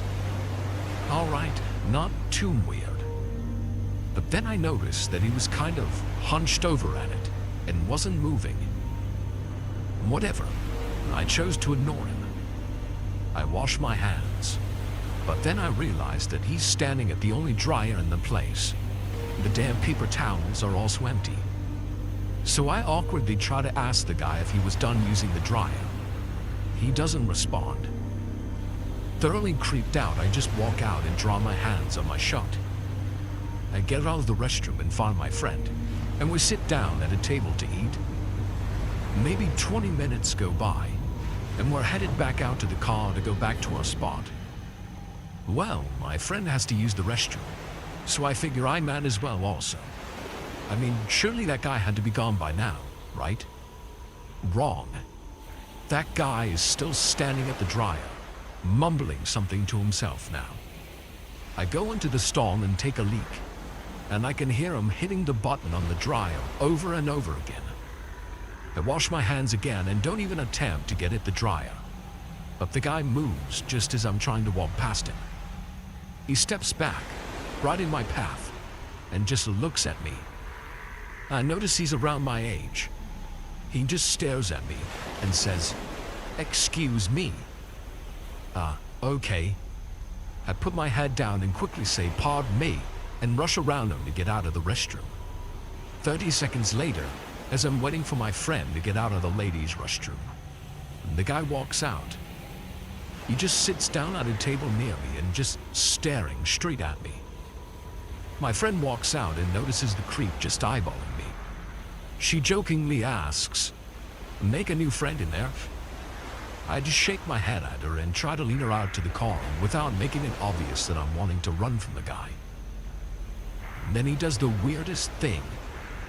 He just starts cackling like a madman. I mean, straight up Joker laugh. I'm thinking to myself, oh shit, this crazy druggy dude is gonna do something bad. He then just stops suddenly, looks down at my feet, and says, "Nice shoes, Osiris." Osiris is a brand of shoe, by the way. I managed to stutter, "Thanks," and I walk away quickly out to the car. As my friend and I are getting in, we notice the guy staring at me from inside the McDonald's, just straight eyeballing me, death stare. He then stands up and starts booking it towards us. He wasn't running, but he was like speed walking. He bursts through both doors of the McDonald's and starts coming right at us. Now he looks angry. I pulled down the parking lot so fast, it's a damn good thing the roads were empty. My friend and I went back to our spot and hung out some more. Every car we saw in the distance, I kept freaking out, expecting it to be that weird guy following us.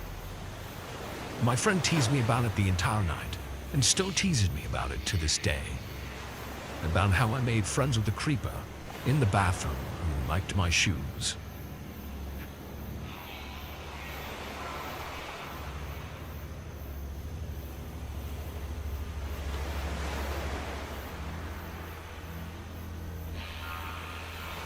I'm a 28-year-old male, but when this happened, I was about 23. I worked at a mom-and-pop's pizza shop in a place in Northern California. It's a small farm town and has a few suburbs near it. I kind of did everything since I knew the family, and they trusted me with running things while they were gone. This night, though, I was working deliveries and got the weirdest one of my life. Everything seemed fine when I took the order. A lady ordered anchovies on her pizza, and I always think people who order that are weird as shit. She made a point to tell me the pizza had to be hot when it got there, or she wouldn't pay for it. So I get the pizza and throw it in the warmer, and drive to her house before any of my other deliveries. I'd like to tell you guys that her house was creepy and run down, but it looks like your average one-story new housing development home. I rang the doorbell and put on my fake-ass customer service smile. You all know what I'm talking about. And as soon as she opens the door, I knew this was going to be bad. The haggard old lady who looked like she was a smoker of 50-plus years looked me dead in the eyes and said, "It better be hot, or I'm not paying like I told you over the damn phone." Now, I understand, ma'am. I made sure to stop by your place first, even though it was last on my list. Bring it in and set it on the table. She said this. And now, I don't normally go inside customers' homes because I read too many stories on no sleep and that's not meat. But at this point, I'm just wanting to kill her with kindness and see where this will go. So I say, no problem. I also brought cheese and ranch for you if you need it. As soon as I opened the bag, she grabbed the box, and her hand was on the bottom of it, just rubbing it. It's not hot enough. You fuckers do this every time, and I'm not paying for this shit. Not a single dime. One thing I have an issue with is my mouth. I don't know when to just shut up and try to understand where people are coming from. Look, lady, your house is a 5-minute drive from our shop, and I stopped by your place first. There's no way your pizza is cold. If you refuse to pay, you're going to be 86th, and I'll notate it on your account. She immediately walked into her kitchen and came back out. She had no old pizza from a few weeks prior she had ordered from us, and threw it at me. "Take your fucking pizza and get out of my house. You're the devil." She yelled that at me and kept calling me Satan and the devil. Again, my mouth has no filter and I can't control it. I try, but I fail every time. As I'm closing the bag and laughing about how much I hate my job, I tell her, "All right, ma'am, you will not be able to order pizza from us again. I hope you have a good day. God bless you and your house." She kept following me outside in my car, screaming about how I was the fucking devil. And there are families out there just watching this all go down. I get in my car and start driving. Once I'm back, I told my manager what happened, and she told me that the lady had already called in and screamed to her about what had gone down. Her story was that I cussed her out and got her order wrong. My manager shut her down and said I'd never do anything like that. But here's the weird part. She whispered into the phone to my manager and repeated, "Send him back. Send him back. Send him back." She called once a day for almost 3 months, just whispering this to whoever answered. She started driving by the restaurant and yelling, "The devil works here. You're all going to hell." Now, I wasn't scared. I was just pissed and wanted to retaliate, because I can't tell you how many times she tried to follow me back to my apartment when I got off work. One night I pulled over and got out just for her to stop her car on the road with her lights on, yelling, "The devil is here." After this, I jumped back in my car and sped off. Luckily, after 6 months of dealing with this lady, I found out she was schizophrenic and bipolar and hadn't been on her meds. Her daughter put her in a care home, but when she was cleaning out her house, she saw that her mom had pictures of me all over her bedroom wall with the word, yep, you guessed it, devil, scrawled all over it. She found me and explained everything to me, and thankfully, that was the end of it all.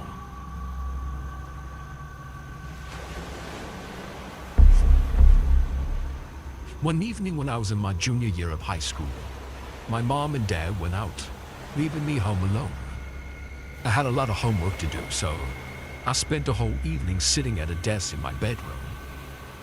My parents left the house around 6 p.m. When I was doing my homework, I put on my headphones and I listened to loud music. There was a big storm that night, and my desk was facing the window, so I could see the rain and the lightning outside. My parents got back around 11 p.m. When I saw their car drive up, I took off the headphones. As soon as my mom opened the front door and came inside, I heard her shout out my name. "What on earth happened in here?" she demanded in an angry voice. Confused, I ran downstairs. My mom was standing in the hallway with a furious look on her face. She pointed at the floor and yelled, "Was this you?" I looked down and I saw that the carpet was covered in muddy footprints. "I have no idea how those got there," I said. "I spent the whole night at my desk doing my homework." I watched the look on her face change from anger to confusion, and then to fear. We both realized at the same time that someone else must have been in the house. We followed the trail of footprints, trying to make sense of the whole situation. They started at the back door, which we usually left unlocked. Then we noticed something else. The footprints started at the back door, but there was no trail of footprints leading through the back door.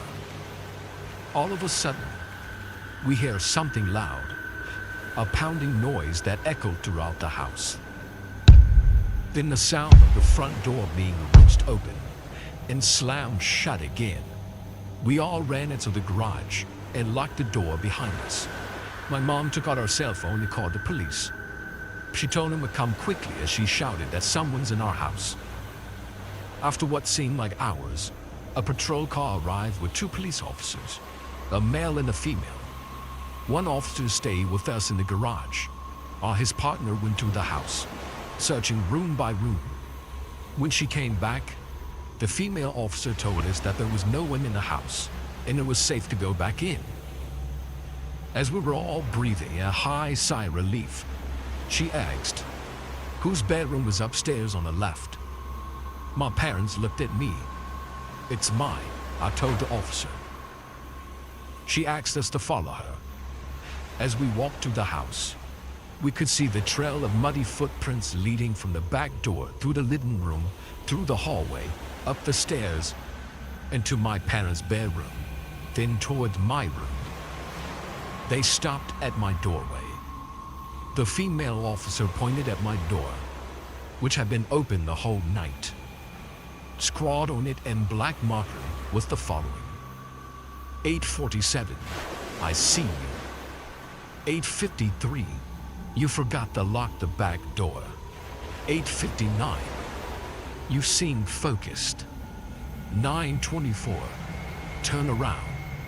9:47, look at me. 10:15, look at me. 10:37, look at me. 10:49, look at me. For more than 2 hours, someone had been standing in my doorway, watching me. To this day, I still shudder to think, what would have happened if I had just turned around?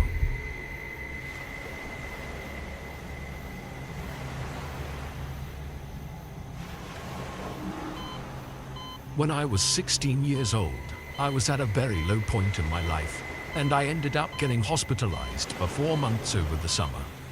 The doctors were afraid that my heart would give out if I did so much as walk. So, if I wanted to go anywhere, I had to call a nurse to take me in a wheelchair. My mom and dad visited me every day, not always together. Whenever my mom came alone, she would take me out in a wheelchair to the beach access behind the hospital so I could get some fresh air and look at the lake. One day, my mom had come by to visit, and she took me out to the beach as usual. While we were waiting for the elevator down from the ward, a man stopped my mom and me. "Your daughter has such beautiful black hair." The way he said it gave me chills, kind of in a Buffalo Bill-esque, I want to wear it kind of way. My mom thanked him and chatted a bit, but I just looked the other way and ignored him. I could feel his eyes on me though.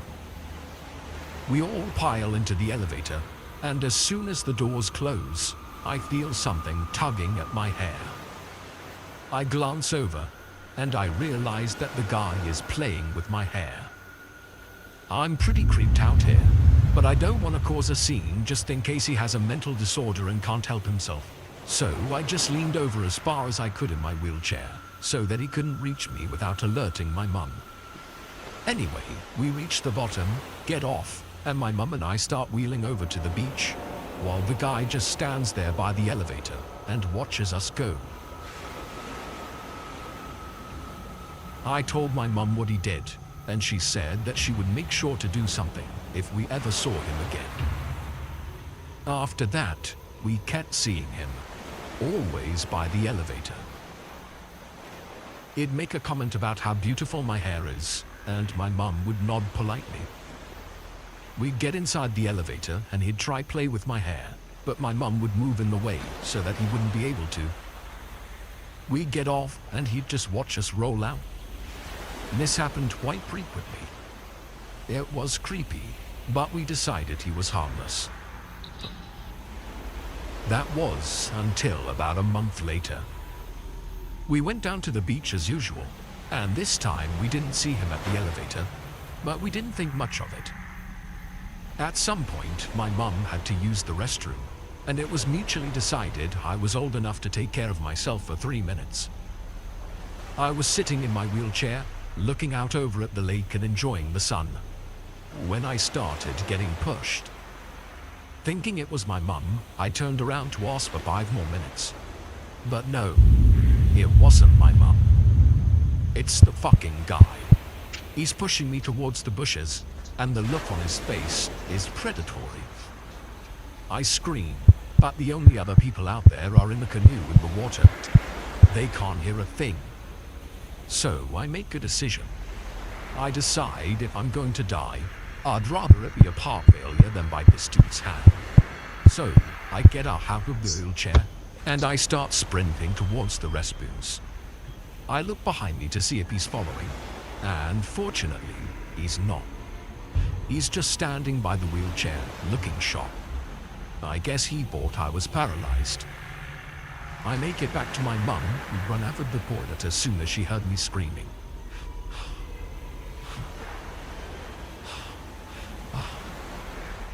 We both look back, and the guy is running away like there's a rocket up his arse. My mum carried me on her back to the wheelchair, and then we rushed to inform the hospital staff.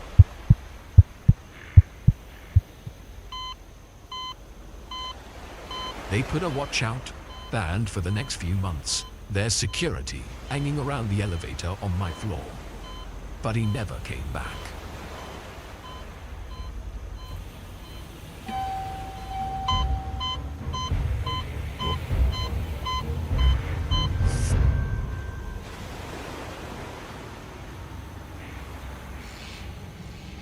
Last year I went to the dentist to get my upper left wisdom tooth removed.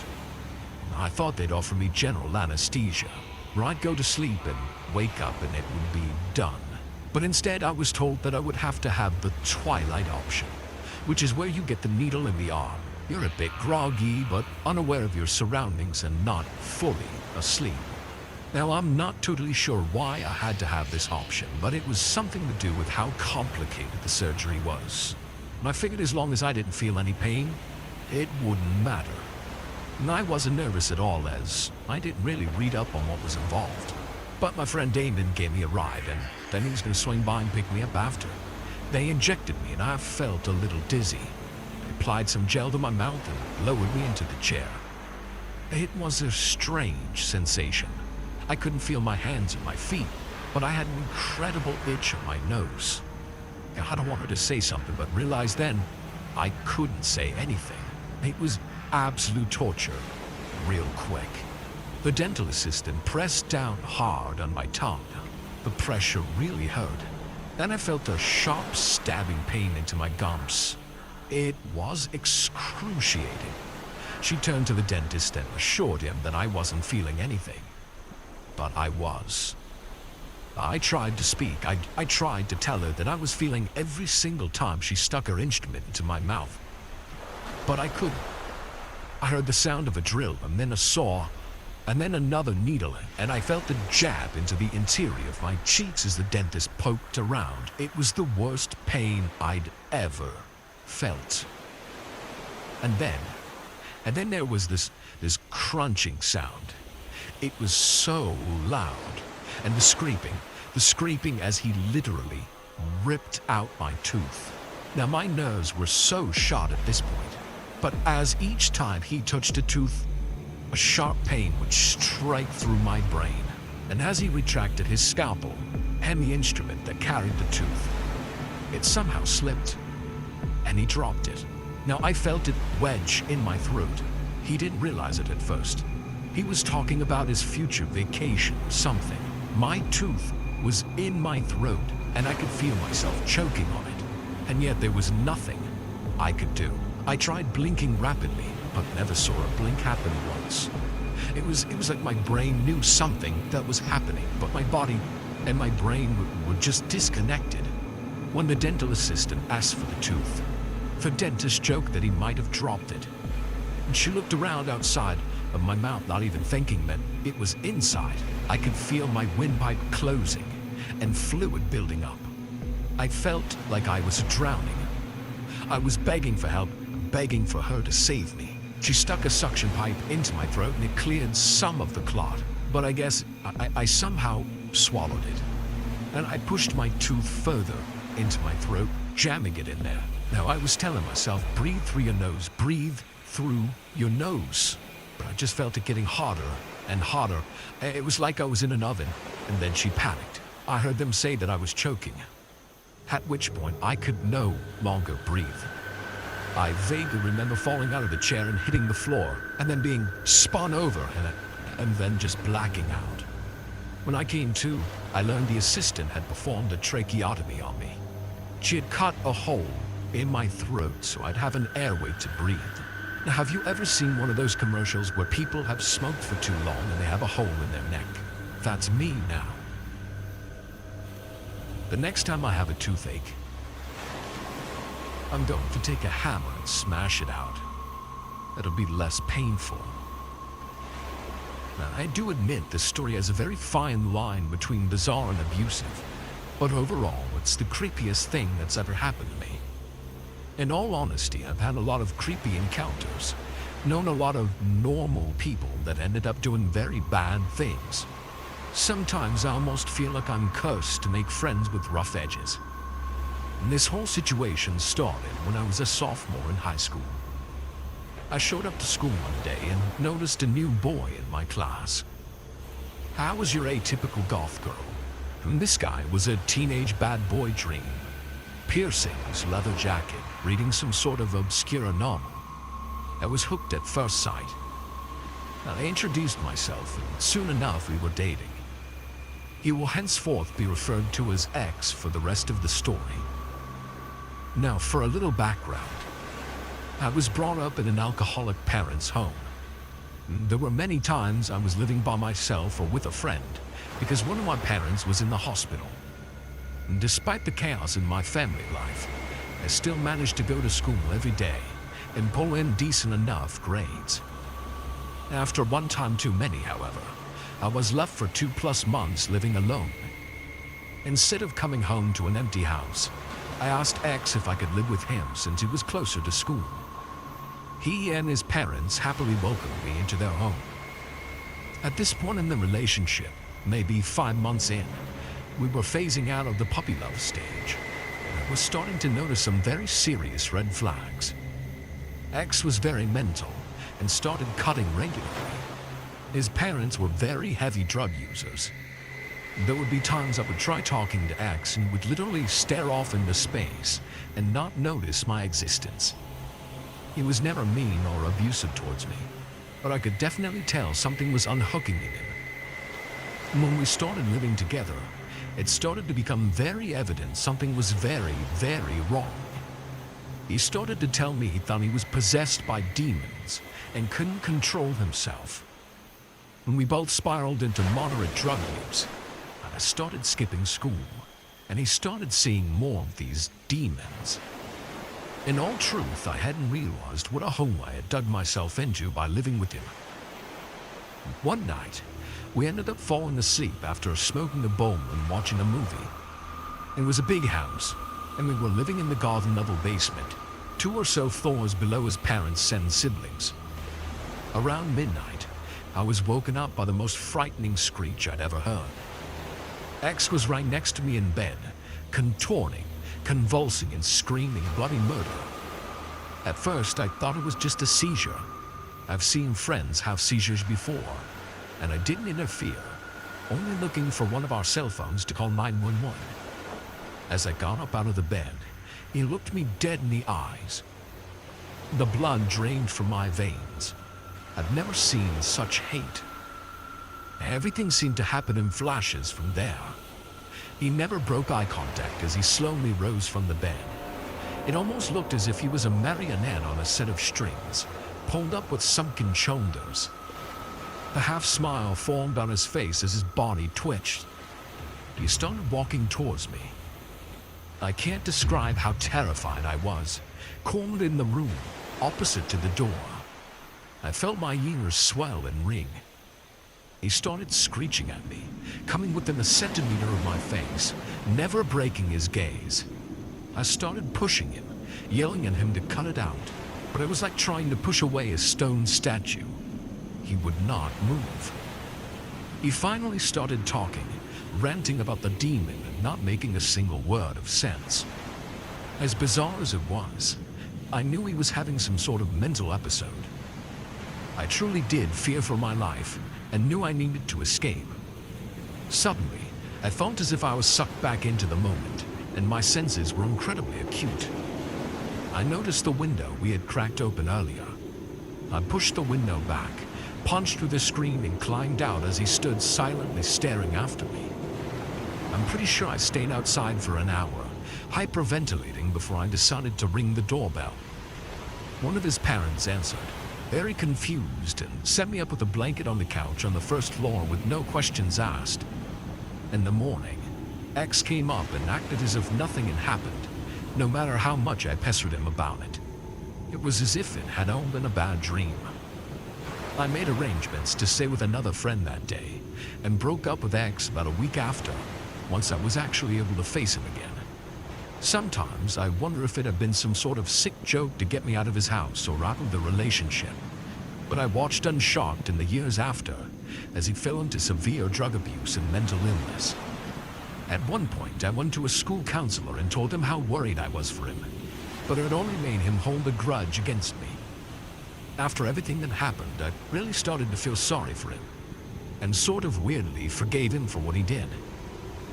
He tried contacting me a few times after everything that happened, but as the years went by, I heard less and less. Last I heard, he was addicted to meth and living on the streets. When I was 20 years old and my brother was 15, our parents were out of town. My brother had some friends over one night. As I walked out of the door to pick up food, I overheard them talking about the supernatural. What I didn't know was one of them had brought over a spirit board. While I was gone, they decided to call on the spirit. After a few times asking for a spirit to appear to them, they got their wish. The lights in the house went out. A low, eerie laugh consumed the whole house, and not one of the 7 could move. They all say they could see a shadow circling the table, but the light from the neighbor's house was dense. All of them knew they should run, yet they couldn't even move a finger. No one could speak, scream, or cry. As I pulled into the driveway, the 7 teenagers came running out of the house screaming and crying. They reached me quickly, but as they were running to me, I saw the blinds in the living room pull apart in the middle aggressively. Before I could process what I had seen, all of them were trying to tell me what had just happened. The front door suddenly slammed, knocking the already torn blind to the floor. Although you think that it will be the end of the story, but it's not. Someone still had to go back in the house, or at least lock the door. The 17s were an option, and I was the only adult in sight. I had my brother go with me since this is partly his fault. We walked to the front door slowly, but both of us were breathing hard and I could hear my heart pounding in my ears. As I put my fingers on the handle of the door, I thought about it like ripping off a band-aid. Just do it fast. I slammed the door open with one swoop. The smell was unimaginable, and it hit us like a slap in the face. The odor was a mixture of flowers and something rotten. It took us a moment to overcome the horrific smell. Before entering the house, I tried to turn on the lights by the door.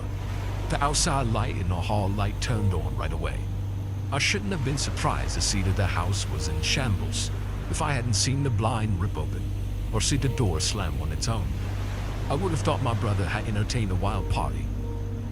As we entered the house, I began telling the entity in a loud, demanding voice, "Leave this home. You're not welcome here." As I spoke, I walked toward the spirit board was on the floor. When I picked up the board, I said, "This conversation is ended. Goodbye." The front door slammed on its own again, but the odor was gone. We cleaned up. And honestly, we never told my parents.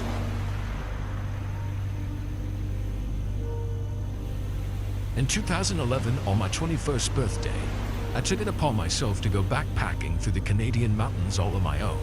I'd gone backpacking and camping many times before, but never on my own. I wanted this birthday's significance to be rooted in the fact that I had challenged the gray outdoors all on my own. On my third day out, I reached my destination. It was an old farmhouse sitting on its own in an overgrown field, out in the middle of nowhere. I had discovered it on Google Earth and was eager to check it out before heading back. In addition to a first aid kit, a compass, and a utility knife, I was carrying a Smith & Wesson Governor revolver, which carried 6 shots. It was the crown jewel of my father's collection, and he had loaned it to me for protection while I was out in the woods alone. He made sure that I had practiced with it several times and knew how to use it before I set off. And now, as I approached the farmhouse, I was pleased that I had taken the time, because I wasn't entirely sure the place was abandoned. Every window on the ground floor was boarded up, and a faded plastic pinwheel spun lazily from where it was stuffed into the dirt by the front door. I walked right up the front steps, and feeling somewhat foolish, I knocked. When no one answered, I walked around the perimeter of the house. There was an ancient rusty fire escape hanging down from one of the upstairs windows, and an old single-door refrigerator lying on its side out amongst the tall grass. When I walked back around to the front door of the house again, I tried the knob. It was rusty, but I managed to turn it with both hands, and the door swung open with a creak.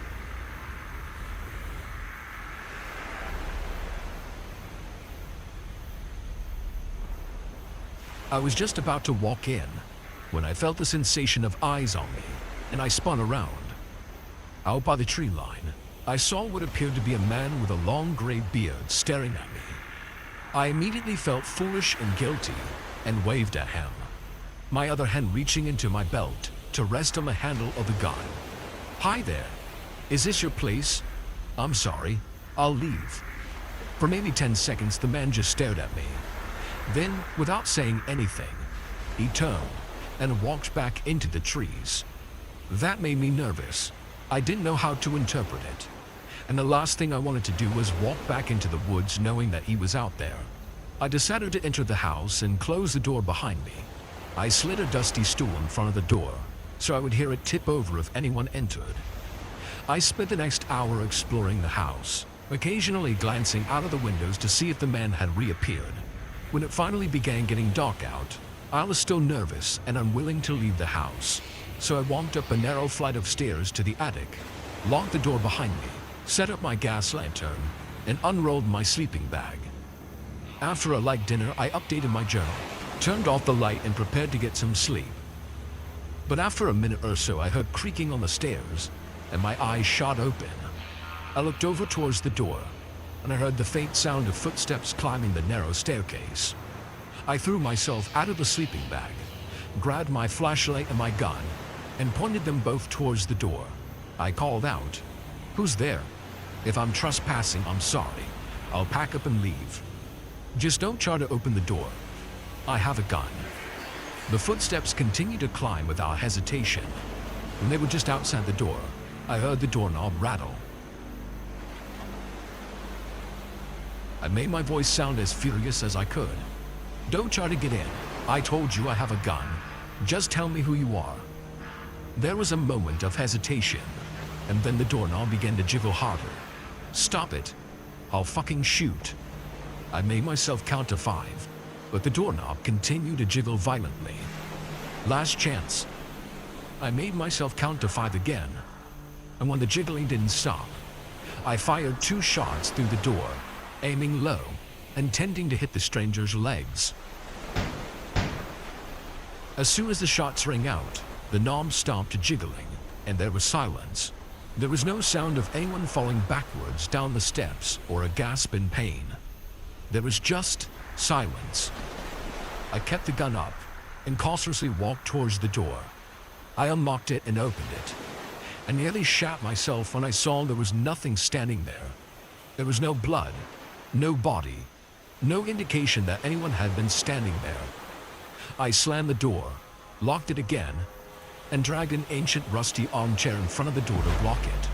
For the next several hours, I would doze off for a while and then wake up again, keeping my gun nearby until the sun rose. After it was light enough, I gathered my belongings and crawled out of the window and went down the fire escape. But when I was about 20 steps away from the house, I turned, and looking back at me from the attic window was the bearded old man. I drew my gun and aimed it at him, but I didn't shoot. I did it as a warning not to follow me. Then I sprinted back into the woods.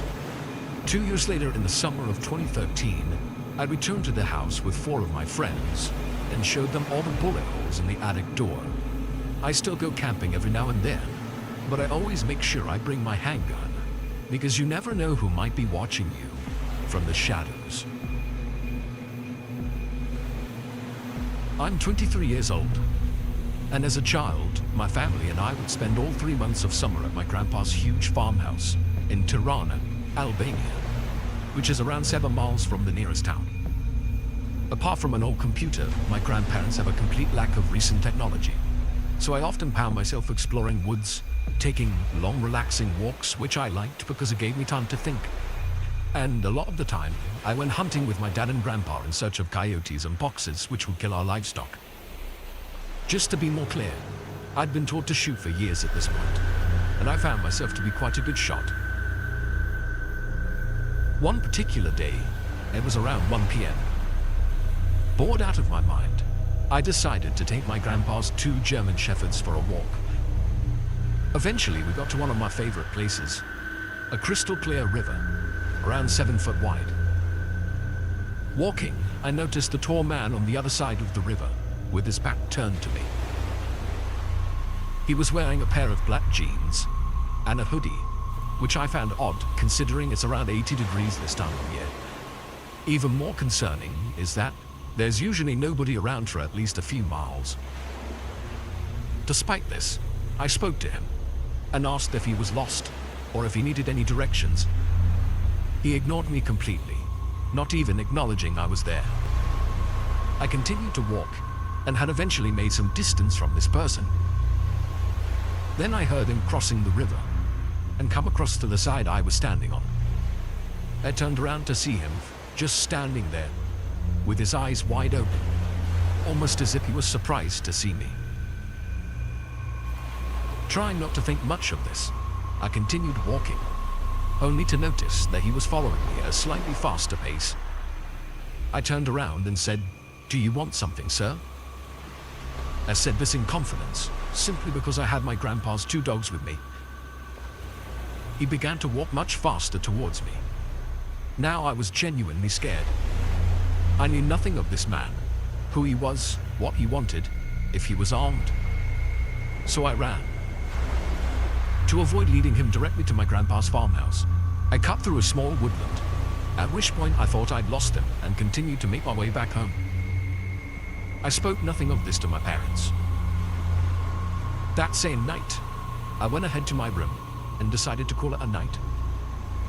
At around 2 p.m., I was woken with the sound of leaves being stepped on right outside the sliding door to my room. Slightly alarmed, I decided to not get worried, hoping it was just one of the dogs. So I lay back down, facing away from the door. A few seconds later, I saw this shadow creep up at my door. I was frozen in pure shock. Slowly turning around, I saw the figure of a man. I rushed to switch on the lamp by the side of my bed and quickly picked up my grandpa's old Carcano rifle. Trying to sound intimidating, I told the guy to get away in a rather squeamish voice.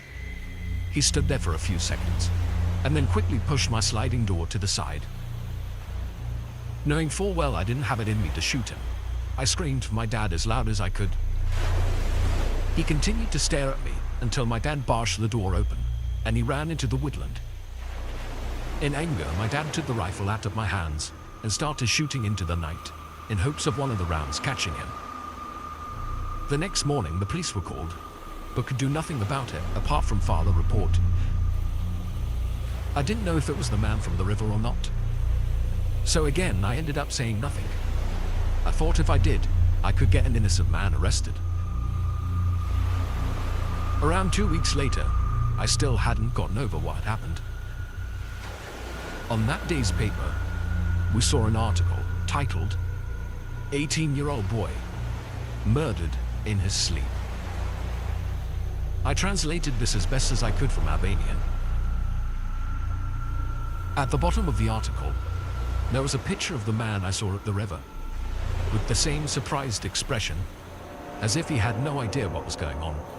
My parents didn't let me fully read the article, knowing it would just make me feel worse. To this day, I feel two things. Regret that I didn't pull the trigger, and guilt, knowing that if I had, that boy would still be alive today. His figure still haunts me.